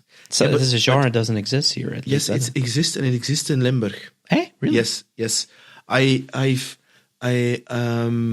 not that big, but there are Christian rock bands in Limburg, and they've been there for quite some time, and they're literally playing rock music about Jesus and God and things like that. And I even went to... Do you remember the Levelers from our... Of course, there's only one way. And that was a very strong religious background. There was this other band... Seriously? Yes. There was this other band also that made it big here. because Yep. the Levelers, they were big. They played like they're very in the 90s they were everywhere here. There's Yeah. only one way, and that we're on is that song One Way, and they have quite some songs. And I forget what the I will find now. I need to find out. There was this one band that got really, really popular, and ultimately failed because the singer got into like substance abuse. But that was also a very Christian band that became very worldwide known. Evanescence initially was also Evanescence. Yes. My Immortal. I really love that band. I like the first version. After with Moody, Ben Moody, and so on. But they originally came also out of the more religious background. Yes. And when I'll after this I'll look it up. But there's this one band that I can hear the song in my head, but I can't come to the words. But those were also a very religious band. Yeah. But I don't hear any classic rock 70s Cream, Hendrix, Queen. Yes, live in Wembley, one of my favorite albums. It was on the television, I think. If you hear that voice, it's that's insanity. Yeah, for me, it's the energy of that whole band, the whole one vision, that intro, the Hammer to Fall. We Will Rock You, Bohemian Rhapsody, what is it called? With his vacuum cleaner, I Want to Break Free. I mean, the whole energy, and then the whole interaction with the public. I mean, ayo, ayo, and then they sing, and then fuck you, and it's so it's so beautiful. But just the carry of that voice is insane. It's there. I don't think I've not experienced anybody that had that voice carry so much. Like, but he was also known for the biggest total. That's correct. Yeah. So the distance between the lowest note and the highest note, it had something to do with the fact with his teeth. How his mouth was formed. Did you saw the movie? See the movie? I did. I think on a plane ride somewhere, but yes, I did see it. Yeah. I find it very inspiring. It's a little linear or parallel to the story of Elton John also. That Freddie Mercury was not good enough for his parents. His father rejected him. Also by his Syrian friends, refugee, they thought that he was like very strange. It's quite similar, by the way, in parallel if you look compared to Elton John, but also Eddie Van Halen. The Alex and Eddie Van Halen, they were refugees in the US, so they were seen as very strange persons. And that comes back to one of the things that Ian and I we had a couple of topics that there's no real answer to, but one of them is, does a child need to experience bad hardship to be successful?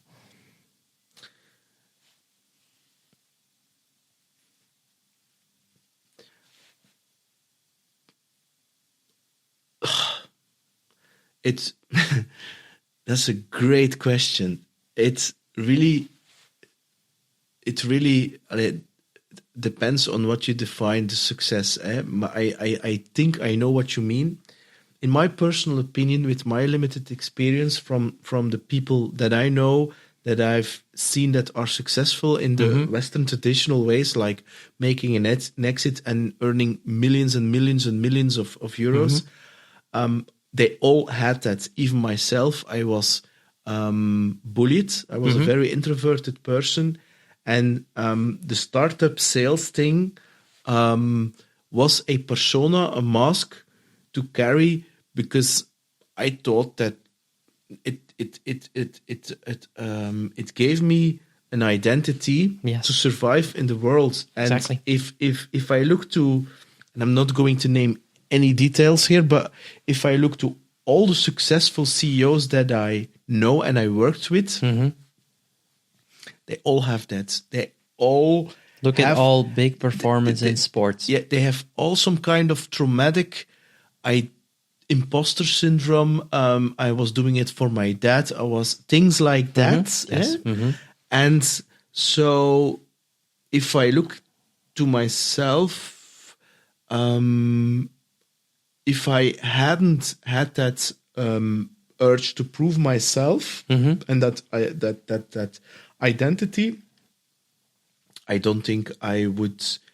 It builds persistence. Yeah, that gave me that grit, that drive to keep on going. That's what my wife tells me. You have, if you want something, you will have it, and you will do whatever it takes. And that's also my pitfall, because then I forget everything. Yes. Yeah. I mean, and then I have and then the passion is only then it's only that, which makes it for startups when I was like 25 or 30 perfect, because I worked day and night. Did it make me happy? That's a different question. Yeah. But I have no regrets of it, because I learned a lot, and it's it's just part to who I am, and I believe that I'm going to go. I mean, you mentioned the sport people and actors, but if I look, I mean, if I look, for instance, that if you make sure that your mess becomes your message, I mean, there is something. If you look at, for instance, the now famous Dr. Gabor Mate, you know him? Dr. Gabor Mate is now a very famous expert in trauma, and he was actually a child when he was a baby in the womb, in the womb of his mother, and his mother is a Hungarian woman living in 1942. I believe he was born in 44, 45, something like that. You know what happened in 1944? It was the Second World War. And that was the time that when he was in the womb, I think the Germans were entering, or the Nazis were entering. So, and his mother was facing a lot of stress while the baby was in the womb. And he explains that trauma is happening to almost everybody in some big or small form, and there is a relationship between trauma and certain diseases. And he said, like, okay, I mean, you have the trauma, but it's you don't have to be a victim of the trauma.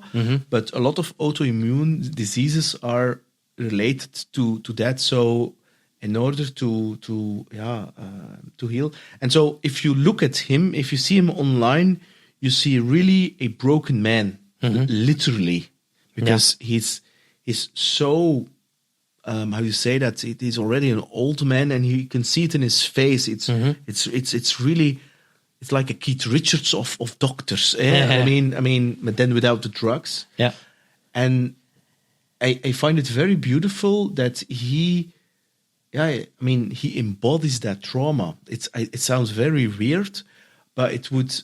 I have respect for somebody who really lived that, and so like Elton John, if you see the movie, or even Freddie Mercury. I mean, it's also inspirational, so that you don't have to be that you can use that thing that made you maybe small to achieve great things. I mean, if you look at Steve Jobs, I mean, the man was also not. Elon Musk, same story. Elon Musk, the same story. Einstein, the same thing. I mean, even Mahatma Gandhi. It's all. Yeah, I mean, maybe the very safe persons they were. So yes, I think Lady Gaga. It's the same there. So yes, I believe there is a relationship. Is it always? I don't know, but I think a lot of people who experience extreme trauma, whatever it is, I think a large percentage is unable to cope with it or find a positive way to use the energy that it generates. But yeah, the ones that are find a way to funnel it to be can be destined to do great things. Yeah. Mm-hmm. Tom, I want to thank you. I had in mind intention to do it in 60 minutes. I have no idea how long this has been. A lot more. I want to thank you for the energy, for the person you are, and I really liked all the subjects that we touched upon in this conversation. I wish likewise. you all the best, and I hope that by this conversation that you become that Salesnudge becomes so famous that it will be selling by the millions, and be a good dad for your children. I try my best. Thank you for having me. I really enjoyed this evening. I have no idea how good the content will be, but I had a good conversation, and that goes for something. So thank you. Hey, it's Peter here. Thanks a lot for listening to What's on Your Mind. Looking forward to your opinions and comments. And don't forget to subscribe on psgrow.com and leave your email address to stay tuned for future episodes. Bye.